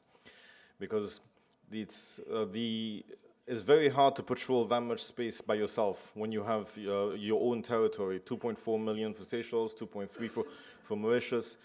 The area of operation is too big, so working together is what gives us the ability to be able to patrol that whole area. So apart from the 17 surface assets and 5 air assets, we also have, what you can see, those red circles. Those are the countries that contribute assets or organizations, and it doesn't come under MASI, but they do operations with us. So you have the French Navy in La Réunion. You have EUNAV4 and the UK. And then recently we signed an MOU with IFC IOR. And so the access to the naval of India is going to be a huge game changer for us to be able to patrol with the amount of vessels that India has. So the operational structure, we go from normal watch to reinforced watch when we detect a VOI from the RMIFC, and then we go into simple coordination, which means that we can conduct operations with non-fundable MASI assets, which could be the EUNAV4 or UK or any foreign country. And then we have coordinated operations with MASI assets. Those are the ones that we fund. So, recent operations. The first 2 on top were the first operations that were conducted, and then where that line is drawn is where I took over and became the director of the RCOC. Since then, we've been very active in anti-narcotics, IUU fishing, illegal migration. We're doing a lot of preventative operations, and so I'll go through a few of them. So also what's come to become dear to our hearts right now is marine pollution. Everybody knows Wakashio, and in Wakashio, the RCOC were tasked to try and find maritime equipment for pollution. And within, I believe, Joyce, if you can correct me if I'm wrong, Kenya, within 24 hours, had given us a list of equipment that they have and also had ministerial approval, right? It went through cabinet and was approved right away that this equipment will be ready to ship to Mauritius to assist Mauritius. Unfortunately, it was during COVID, and the actual shipping and to transfer people and everything was so complicated that I was not able to call upon that equipment to be able to get to Mauritius in time. So we started doing operations. Requin Bulldog was basically to test the RCOC itself, to see how our ILOs work together, how we respond. And so we basically had this first operation to see how our documentations and how we will coordinate operations. And we kept it a very short operation, and it was a success in finding out how we work within our center. Then we did Red Snapper, which was a coordinated operation between Seychelles, Comoros, and Seychelles dedicated the Dornier, the PS Etoile, and Kombozi from Comoros. So, Red Snapper, the outcomes from that was we actually realized that in that area, in that particular area, the vessels that run in that area are usually fast vessels. And so the two naval Coast Guard vessels you see there were not fast enough to keep up with these vessels. But we realized that using air assets helps us a lot, because with the Dornier, we were able to tag one of the vessels, sorry. And then we actually contacted Comoros and had that vessel arrested when it came into the port of Comoros. So then we tested how do we work with our partners. So we tested Sunfish, which was with the British vessel Montrose. So HMS Montrose came into the port of Victoria, and in good old-fashioned English way, you take them out, get them a few beers, ask them if they want to do an operation, they say yes, and within 24 hours we plan this operation. So we can turn over an operation within 24 hours, which is very fast. So we had dedicated Area 1 for the HMS Montrose and Area 2 for the Seychelles Coast Guard. Area 1 was, the original return path was supposed to be more 30 degrees to right, but we had dedicated this path for them to take to be able to go north, because we had intelligence that there was activities in that area. As soon as they came out of that box, so even though it says on their monitored vessels 30 and VOIs boarded 0, it's 0 within the operational area. As soon as they came out of it, this is what they found. $15.5 million wholesale, 870 kilograms of methamphetamine. So this was automatically destroyed at sea, and the vessel was left to go because it was international waters. Then we tried Operation Marlin to test our capabilities with EU-94. And we had only 2 areas dedicated, 1 and 2. And we had sent EU-94 with the vessels and the helicopter that they have, and the Seychelles with the Dornier that Seychelles contributed. We wanted to see how flexible our operations can be. So we added an extra day, and we added Area 3. And to check to see if the countries and the partner would actually be willing to change mid-operation, to change location in case something happened. RMIFC informed us that Area 3 has a lot of vessels in that area, and we should go and explore that area. So we diverted the fleet to go there and do the operation there, and it turned out to be really successful to see how we can modify during an operation, so it's not fixed. So Yellowfin, which the director of RMIFC was explaining, the JMA, second largest seagrass meadow in the world, the breeding ground of the pygmy whale, and so on and so on. This place is the biggest carbon sink. It creates more oxygen than the Amazon rainforest. So we have a vested interest in protecting this area. So we sent Barracuda, Etoile, and the 2 Dorniers from Seychelles and Mauritius to go explore that area. And when we came across Wuqiansai 168, was a vessel that basically was fishing in the area and was stateless. It had no flag on it. So when we approached it with the Seychelles vessel, they saw it was a Seychelles Coast Guard vessel. So what they did is they pulled up a Mauritian flag. So we boarded it. We asked them for documentation. They showed us documentation. We took pictures of it and sent it to Mauritius, but it was a weekend. So the Mauritius fisheries were closed. On Monday morning, we had left the vessel and continued to inspect other vessels. Monday morning, Mauritius contacts us and say the documentation is plagiarized, is fake. So we sent the Mauritian Barracuda to intercept. And Barracuda comes alongside and they see the Mauritian vessel there. So they pull down the Mauritian flag right away and they put up the Taiwanese flag. Now you just flew 2 flags, you're stateless. So we boarded the vessel and asked them to come into the port of Mauritius. They said, okay, no problem, they'll go. We dismounted, went off to go inspect the vessels. And as soon as we left, they turned around and headed east to go back towards Taiwan.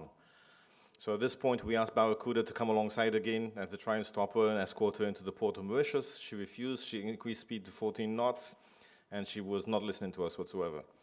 So this is where it gets interesting because we work a lot with the UNODC legal team, and we asked them for their advice. They said that we can escalate and step up and switch to flares and increase our warnings. So we asked Barracuda to increase to flares, fire across their bow, and increase the warnings. They did it. The ship still didn't stop.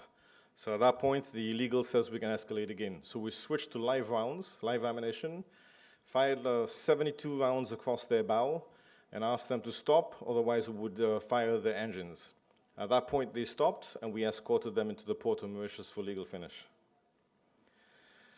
So drifter, we've noticed now there's a new trend in the area to go to La Réunion for illegal migration. And this was the first operation in January that we noticed that, but it has happened, I think, about 10 times by now. And there was 2 vessels, one with 72 packs, one with 54 packs. The 54 packs we were not able to track, but the 72 we were able to track. We later found out that the 54 had engine problems and was still in Diego Garcia. The 72 packs, we monitored them, and the concern that we had was because these vessels are not seaworthy, they're end-of-life vessels, and they pack these people on board to send them illegal migration because they know these vessels will be confiscated afterwards. But the problem is 72 people on a vessel that can only hold about 10 to 12 people is dangerous, and it could be turned into a search and rescue. So we monitor it, we put Seychelles, Mauritius, and La Réunion on standby for search and rescue, and we've surveyed the vessel. We do not approach these vessels because they're so overladen with people that if you come alongside them, the crew on top will be scared, so they'll shift to one side of the vessel, and that will capsize the vessel. So we just monitor them, follow them, and watch them come to the La Réunion, where they were taken care of by the La Réunion authorities, and I think about 90% of them were sent back to Sri Lanka the very next day, and the others qualified for asylum, and the process continued. A new trend in the Seychelles waters is the illegal fishing from Madagascar. And we noticed we had 3 operations, Auxilium 1, 2, and 3, where what doesn't make sense is these little fishing vessels, the first one had 18 people on board, which was fine. But when we approached it, the vessel was actually sinking. So at this point, we turned it into a search and rescued the 18 packs, and brought them back to Madagascar with Seychelles vessel. But this is the transfer to Saïd Mala, and then we took them back to Madagascar. And then on the way back, we came across another 2 vessels, this time with 56 passengers. But 56 passengers on 2 small fishing boats doesn't make sense. So we're still looking into why there was that many people on board. And is it a new trend of illegal migration? And why are they going north? Instead of, usually they go south to go to the Comoros area, and where they're trying to go on to, what's the French island called? Already 5 minutes. Okay, sorry, I'll go as fast as I can. So, as you can see, Auxilium 1, 2, and all the documentations, this one is an interesting one. We received intelligence that there was 2 vessels carrying drugs going to Seychelles and Mauritius. So we asked Seychelles to intercept one of them, and we asked the Mauritians for Dornier to try and find the second vessel. Seychelles deployed their vessels right away, and they intercepted the first one. And the results of that was the largest drug bust in Seychelles history. So it was, I think, 1,068 kilos of pure uncut drugs. So unfortunately, the way it works is when we do an asset request to the country, it's the country's decision if they want to supply the asset or not. Even if it comes under contract, it's totally the country's responsibility if they have the asset available or not. At that point, unfortunately, the asset was not available, so we did not find the second vessel. But what we do know is the second vessel most probably made a delivery of drugs in Mauritius and then it continued on west, where it was intercepted by the French Navy, and it only had around 500 kilos, I think, of drugs left on it when it was intercepted by the French. So that means it made a delivery somewhere. So Auxilium 3 again, this is the Madagascar illegal fishing, with another 46 passengers on the small boats, which we still have to investigate why. Documentations when we work with the bilateral agreements as well. And the future of the RCOC. So we're trying to acquire more satellite coverage, we're trying to acquire more technology, and the RCOC is also tasked with becoming the Regional Disaster Response Center for coordinations, and also we work a lot now from the 2 last exercises that we did, one in Mauritius and then the tabletop exercise that we did for oil spill pollution. We are working with the IMO, the Nairobi Convention, SAMSA, to be able to get the regional contingency plan for oil spill set by the Ministerial Conference on the 16th of November. So the Indian Ocean West, unfortunately, does not have a working contingency plan, but now it will do, and which we're very proud to actually know that when the next oil spill hits, we will know how to react to it, because Wakashio was a disaster, and nothing was done about that. So now we have a plan. All the countries in the region are working on the National Oil Spill Contingency Plan, and we're finalizing the Regional Oil Spill Contingency Plan, so that way, in event of the next oil spill, we will know what to do. We will know who has what equipment and how to get the equipment to them. Okay. Thank you very much. Thank you. You've eaten 10 minutes more than what was planned. I apologize for that. So, no worry. Thank you very much. Before I ask for the next... Thank you very much. Before I ask the next presenter, Dave from Crimario, to make it 2 points. One is that the system do not have the presentation of Vice Admiral Monde Lobbies. Can we get the presentation, Vice Admiral?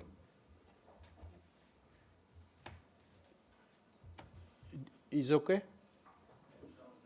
Okay, so if we can get the presentation first. Now, the other point is that the session concerns how DCoC ISN can contribute to or support a regional actions at sea. And the point is that if you have information and these informations are actionable or we should take action, what is that we can do? And that's what the presentation was about, made by Alex and Sam. I mean, the 2 presentations that were done. Now, Dave, if you're ready, please.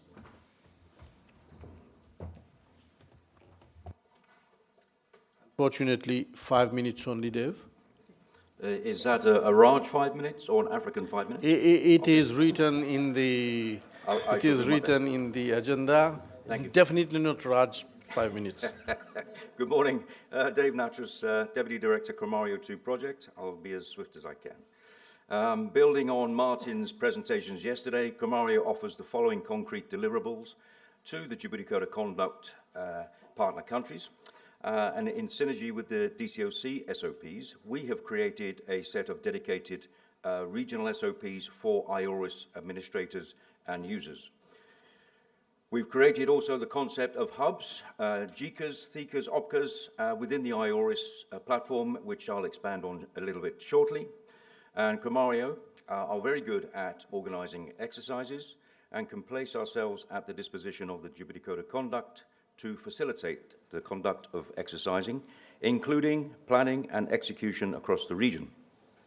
So we have conducted regional exercises recently, including exercise Watchful Eye 2 weeks ago, and created a new regional exercise called exercise Sisyphus.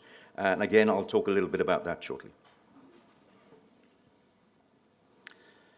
IORIS is being a neutral and secure information exchange platform supports decision makers identify challenges and mitigate maritime threats. It fosters collaboration among maritime nations, promoting the transition from situational awareness to situational understanding and action.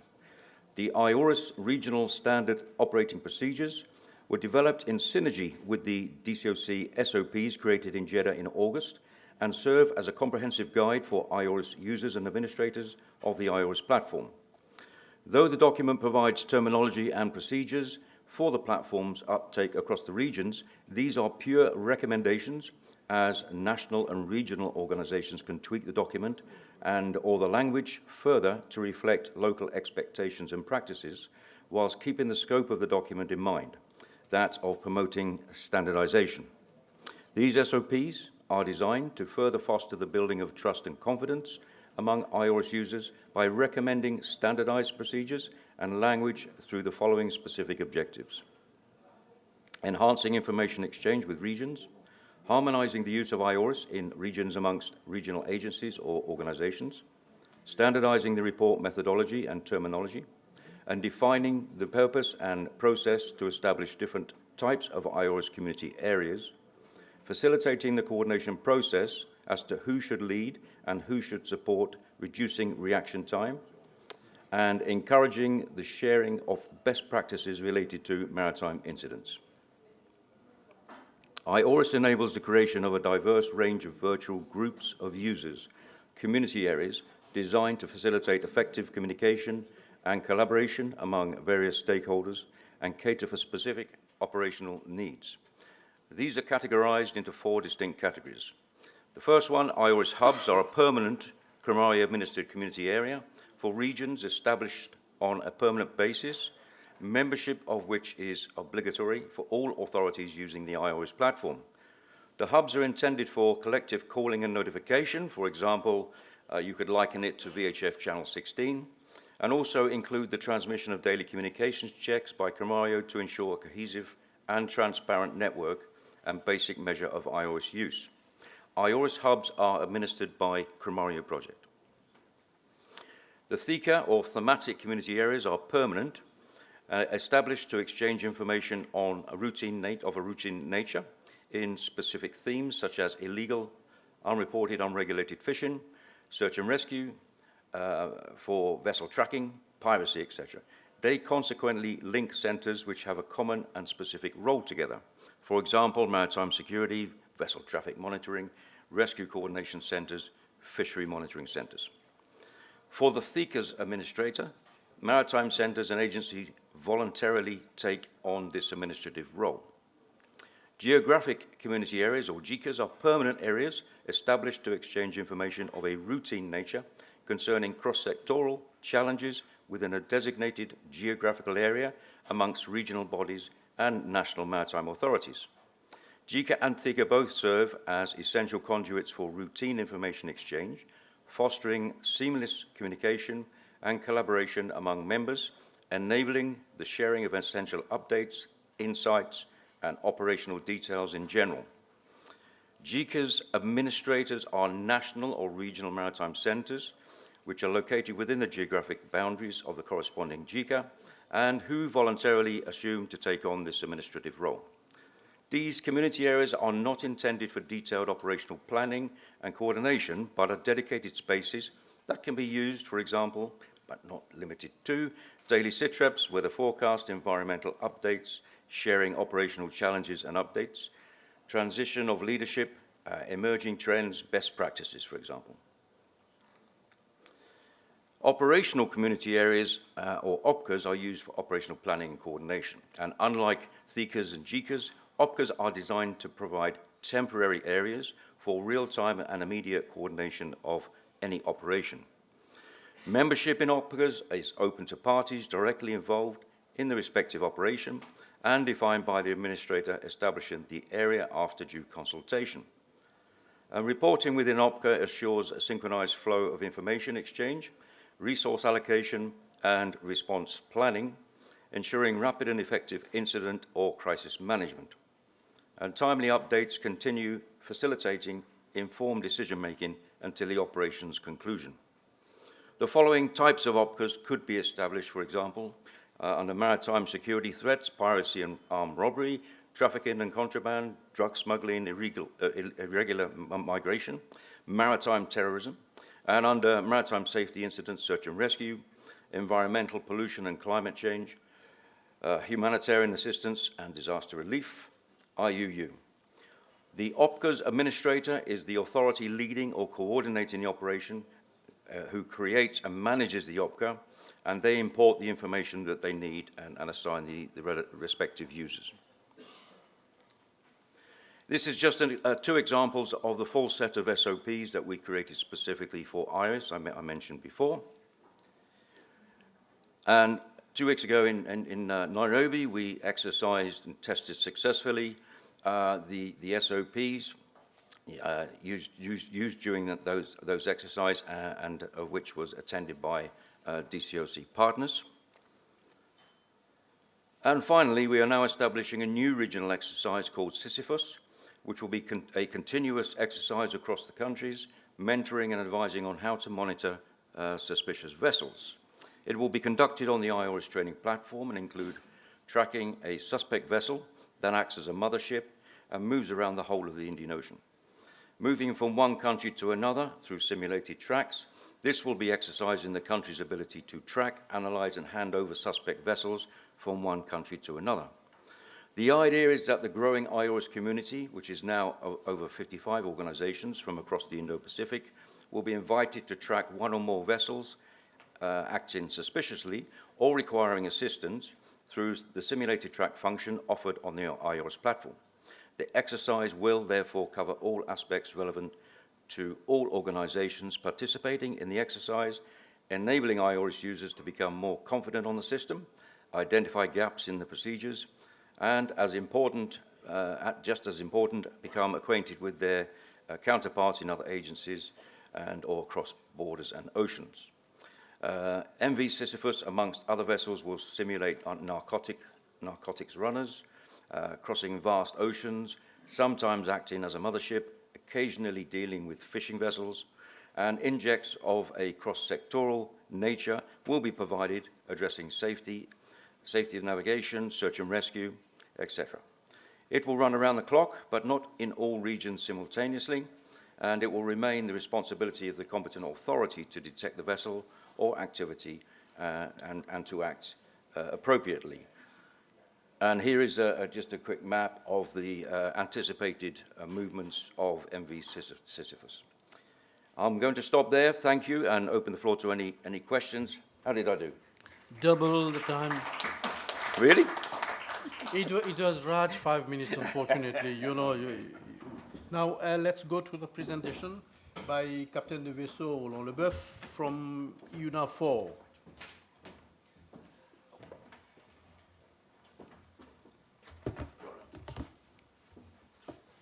Slides. Please go ahead. Okay, good morning, everybody. You already know me because I did a threat assessment presentation yesterday. So I will try to stick to 5 minutes or even lower, which require to concentrate on the main element. So first thing, I need to know that we are working on a daily basis with the RFIMC from Madagascar, and we have a great cooperation. They are sharing with us at Atlanta the daily presentation, and they provide also a focus on the RMP, and that's something great. So we already are connected, and I think that could be an example for everybody. What I've tried to do, instead of telling you what shall be done in order to operate against illegal activity at sea, I just listed the challenges that you will have to face when you want to achieve that objective. And I'm using a grid that military are used to use. It's the political, strategic, operational, tactical. And I've got a cross grid too, which is domain challenges. And I will go very quickly in a few minutes all along these challenges, and I will summarize after in my last slide. So the first challenge that you will have to tackle is an agreement between all your countries. And your presence here shows that we are on a good way because we are very well represented. And the second one is building trust between stakeholders, but I will come back to that one. After that, on the strategic level, I use the .ml PFI. It's a NATO approach when you want to build a new capacity. And you will have to address all of this domain, but it has to be done in a proper order. If you start by acquiring some material and then you think of the organization, you will do it in the wrong side because you will have to stick to the material you bought and then design your organization. And so the best thing to do is first to think about the organization that you want to implement, and then, based on that, design it. I think it's in the reverse order here. Sorry for that.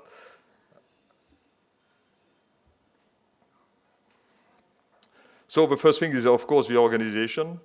Then you will have to hire some personnel, and getting the appropriate person is the challenge too, because you're in competition with other industry, other business. And so you have to incite them to get into your own organization, which require, of course, to have a great leadership, people who knows, who can motivate. And when selecting the leadership also is a challenge. Getting the best of the best, the most curious people, educate them.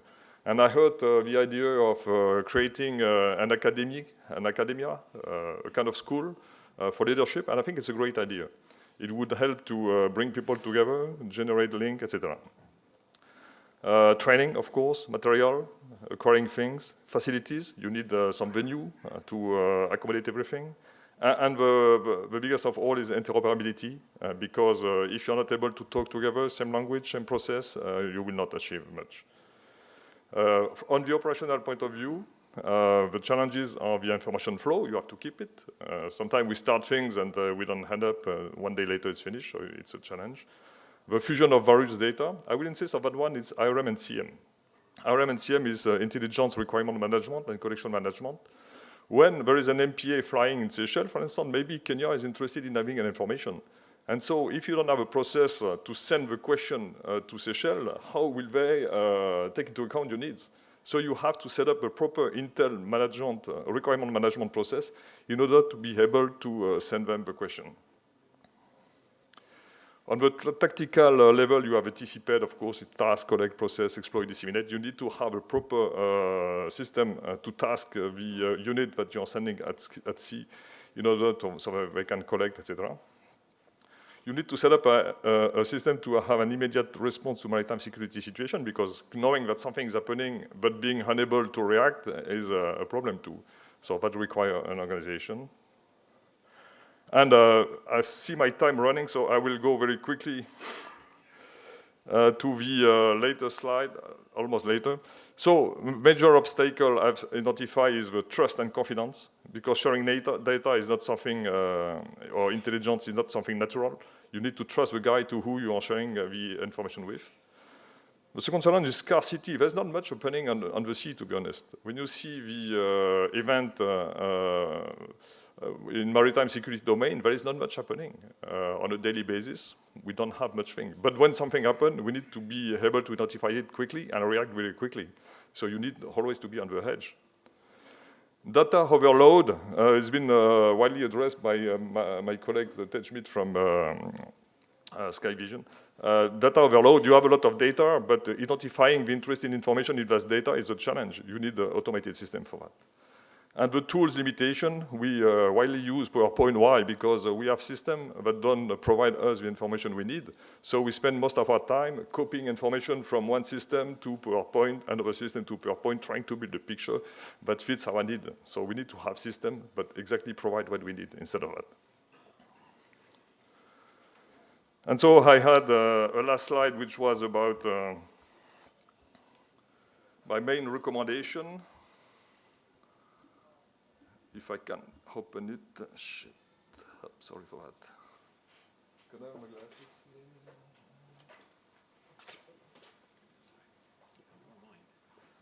So I will try to read without my glasses, which is not easy. Oh, okay, great, it's here. I definitely need a Labrador or a dog. Huh? So just last point, there is no one-size-fits-all solution. You all have particular needs, and you will need to identify them. So don't expect to have a one-size-fits-all. Don't be too modest in your approach when you are developing your capacities, because the advantage that you've got if you are starting now to develop this kind of capacity is that you don't have to manage the weight of legacy, which is the case for us. We have a past, and we have always to manage the legacy, so it's complex. And the last thing, the most important is it's not a linear process when you're developing a capacity. It's something that you try, you fail, you try again, you fail, and then you succeed. But you have to achieve that to organize your activity with an assessment process. The assessment is the most important. You have to measure in permanence the difference between the objective and the result and adapt your action in accordance to that. And that will conclude my brief. Thank you for your attention. Thank you. Thank you very much. You know that I'm restricting myself to make comments and even, raise some issues, but I can't really. My hands are tied up because we are already very late. Mr. Yunus Adam from Somalia. Please, go ahead. So, while he's coming, so you're hearing what is already being done by the Maze architecture, what is planned and the new tools by Crimario, the model of the UNAV4, and how and what are the key things that you have to take into consideration. And now let's hear from experience from Somalia, maybe proposals or interventions. And now between the presentation of UNAV4 and that of Somalia, which I won't say it's a failed state, I retract from saying that, but you have whatever you have. So, that is what is being undertaken in this session, which is very important, is maybe one of the best models, maybe what can be done, maybe what we could do, with whatever we have. And I think this is very important for us to consider and listen to. So please, Mr. Adam. Thank you. Thank you. Thank you very much. First and foremost, let me greet all of you in the name of Allah, the most merciful, the most compassionate. Assalamu alaikum. After that, my name is Yunus Adam. I'm a senior maritime advisor working closely with the minister directly. So in this presentation that I would like to share with you one specific incident which touches my heart directly, involving in the Somali territorial waters regarding the IUU fishing incident where you can see the picture. But before that, I only have 5 times which I prefer to have more than 1 hour to say something. But the time is something else. So let me talk a little bit about the previous incidents that we have as a Somalia gained through the DCoC member states' achievements. So one of them, I can say, the incident that happened in Somalia that we managed with the support of the RMRCC together with the 2 vessels en route towards that incident. There was a vessel sunk in the oceans, and together with the RMRCC, through the DCoC member states, we managed to rescue 12 members of the crew on board on that specific vessel in the oceans. Then the way that we did is just totally different when you compare to the neighboring countries, the way that you use, then through the system, through the technology, through whatever by means that they are capable to do something. It's totally different from our aspect. I could say it was one of the achievements of the member states through the DCoC member states. Just summarizing that incident. And also, we were having another incident parallel to that, which was a report that we received through communication means by AIS communication into the Somali territorial waters, receiving that information related to an Indian security officer on board vessel jumped into the vessel and resulted the legs broken. So it was a late night. Then they communicated to Mogadishu Port Authority. Then Mogadishu Port Authority shared our Maritime Rescue Coordination Center at late night.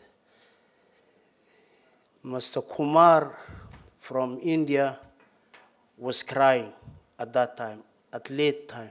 Then the communication made.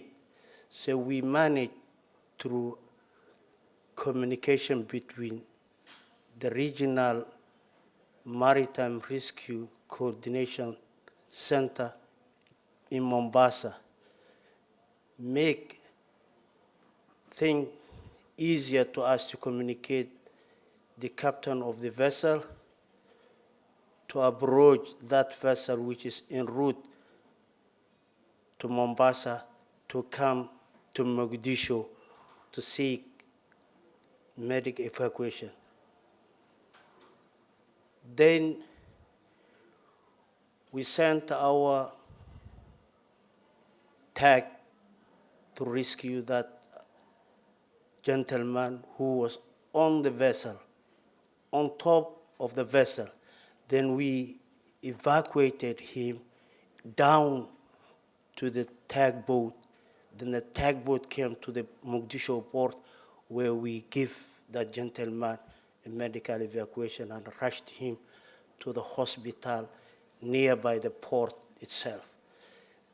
Through that difficult situation, we could have just mentioned something in that specific time that you have in the port and you need to have access to the different departments, making easier to help this innocent life that you are saving. You can imagine that we could have managed everything on time and make possible to rush him to the hospital to get medical facilities in Somalia. Then it was successful through the DCoC member states. That was achievement that we reached. Again, let me emphasize the third incident that I'm going to share with you, which was also about another issue that I would like to come in the conclusion to have these two illegal fishing vessels that my colleague from Madagascar has mentioned that had happened in Somalia.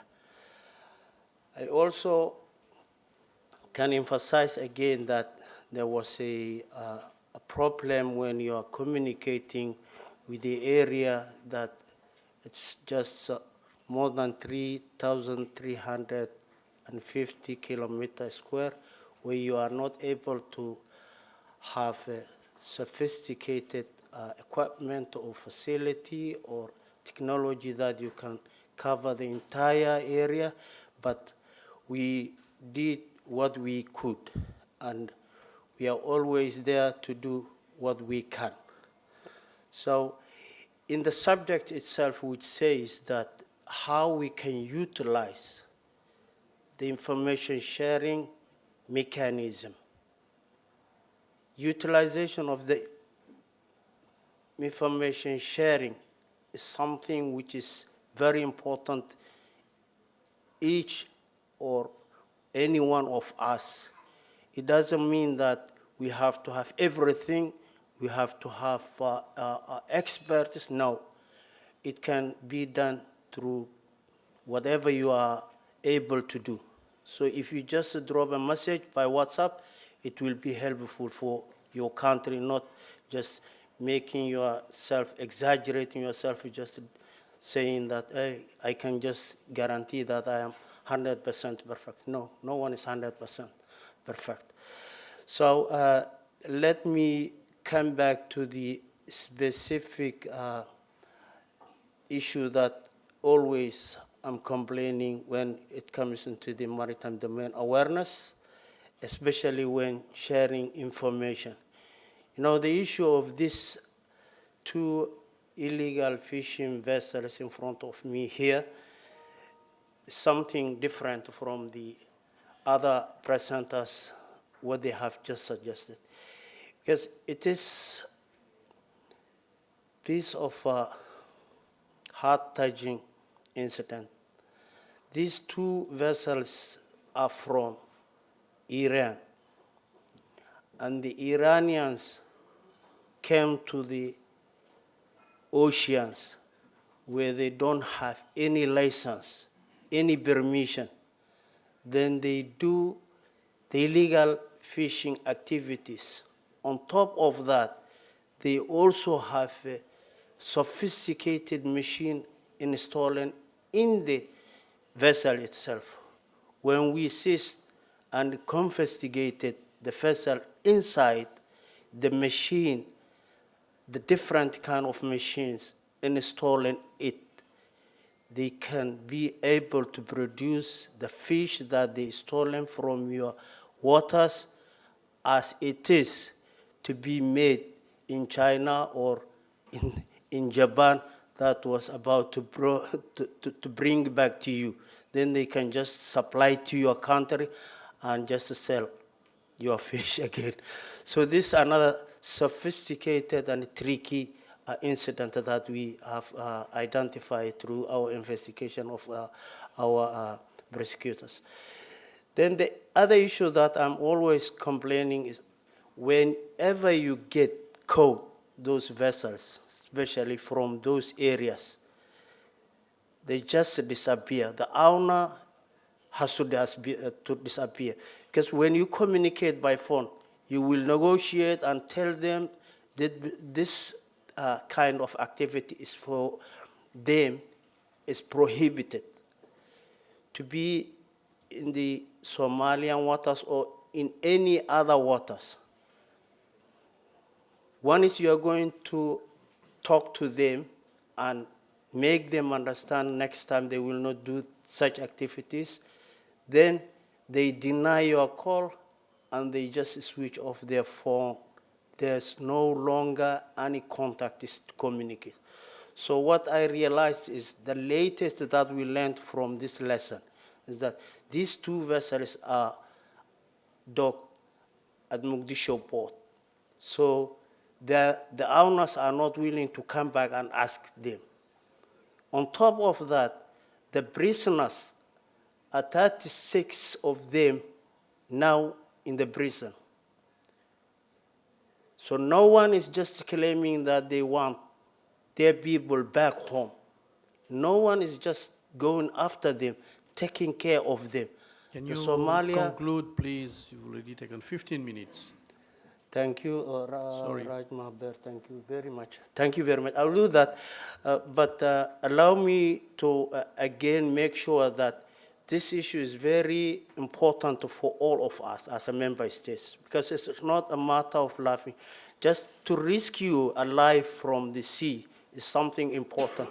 But when somebody comes from far east into your waters and wants to take your own fish and again bring to you, then this is something that we can't endure through the utilization of the member states of the DCoC. As I conclude my speech, I want you, all of you, to be careful to this kind of activity. It's not only for Somalia, it's all for the region.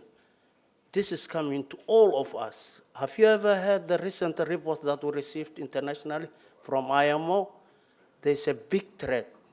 There is a vessel coming from Japan towards the Indian Ocean. It's officially detailed, sent to every one of us to be careful.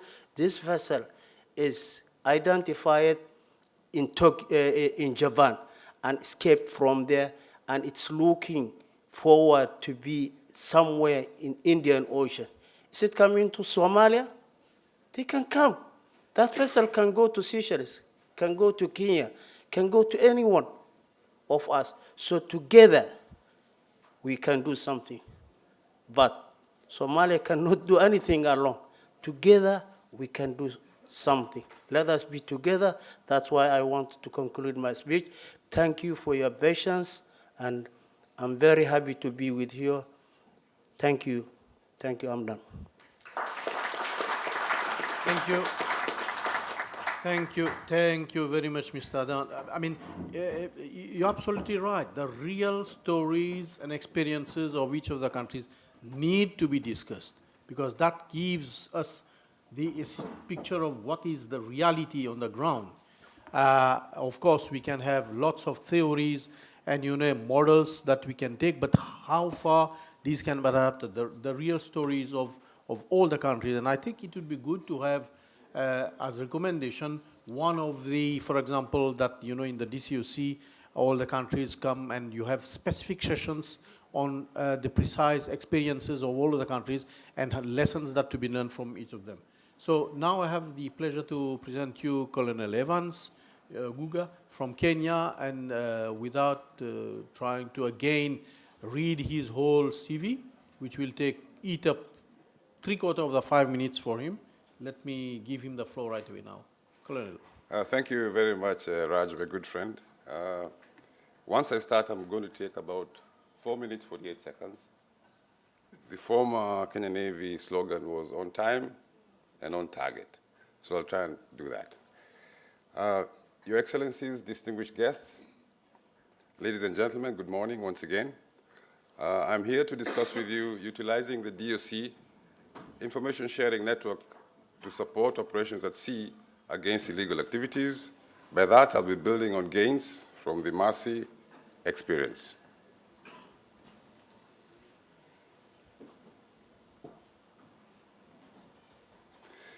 In highlighting the gains within the DCoC information sharing network that have supported the achievement of Article 2 of the Jeddah Amendments, I wish to point out that the key achievements, mainly 3, have been on the following. First, on information sharing itself, which is one of the central pillars of the DCoC.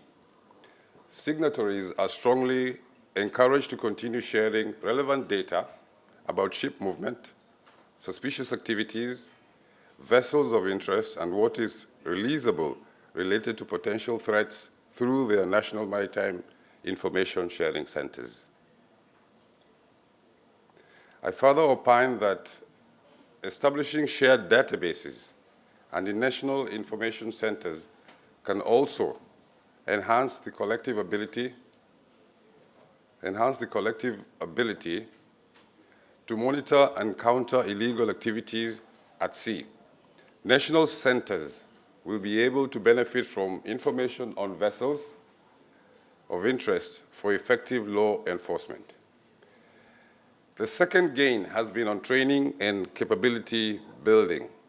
As Commodore Nishit mentioned earlier on, the DCoC emphasizes training on maritime personnel and enhancing the operational capability of signatory states. By hosting joint exercises and training sessions, countries can now gain better understanding of each other's operational procedures and improved interoperability. For that matter, Kenya is soon conducting a coordinated operation with the RCOC and the UNAVFOR flagship Durand de la Pane. Is that the correct pronunciation? De la Pane, yeah. This will be the first of many operations between Kenya and the RCOC. The third is the legislative and judicial measures in place. The DCoC recommends that signatories adopt national legislation to criminalize and penalize piracy and other maritime crimes. A number of countries, including Kenya, were able to meet this important requirement for the benefit of the entire region. Way forward, it is also important for signatories to effectively and efficiently utilize the DCoC network for operations against illegal activities, which can be achieved in a number of ways. First, by signing the Jeddah Amendment to the Djibouti Code of Conduct, countries agree to cooperate to the fullest extent in combating various maritime threats, including piracy, maritime terrorism, illegal, unreported, and unregulated fishing, trafficking in arms, trafficking in narcotics and psychotropic substances, illegal trade in wildlife and other items. This is in violation of the Convention of International Trade in Endangered Species and Wild Fauna and Flora, illegal oil bunkering, crude oil theft, human trafficking, human smuggling, and illegal dumping of toxic waste. Furthermore, the Jeddah Amendment provides for mutual assistance among states including sea rider opportunities. Second, as we work to develop a robust information sharing network under the auspices of the DCoC, we must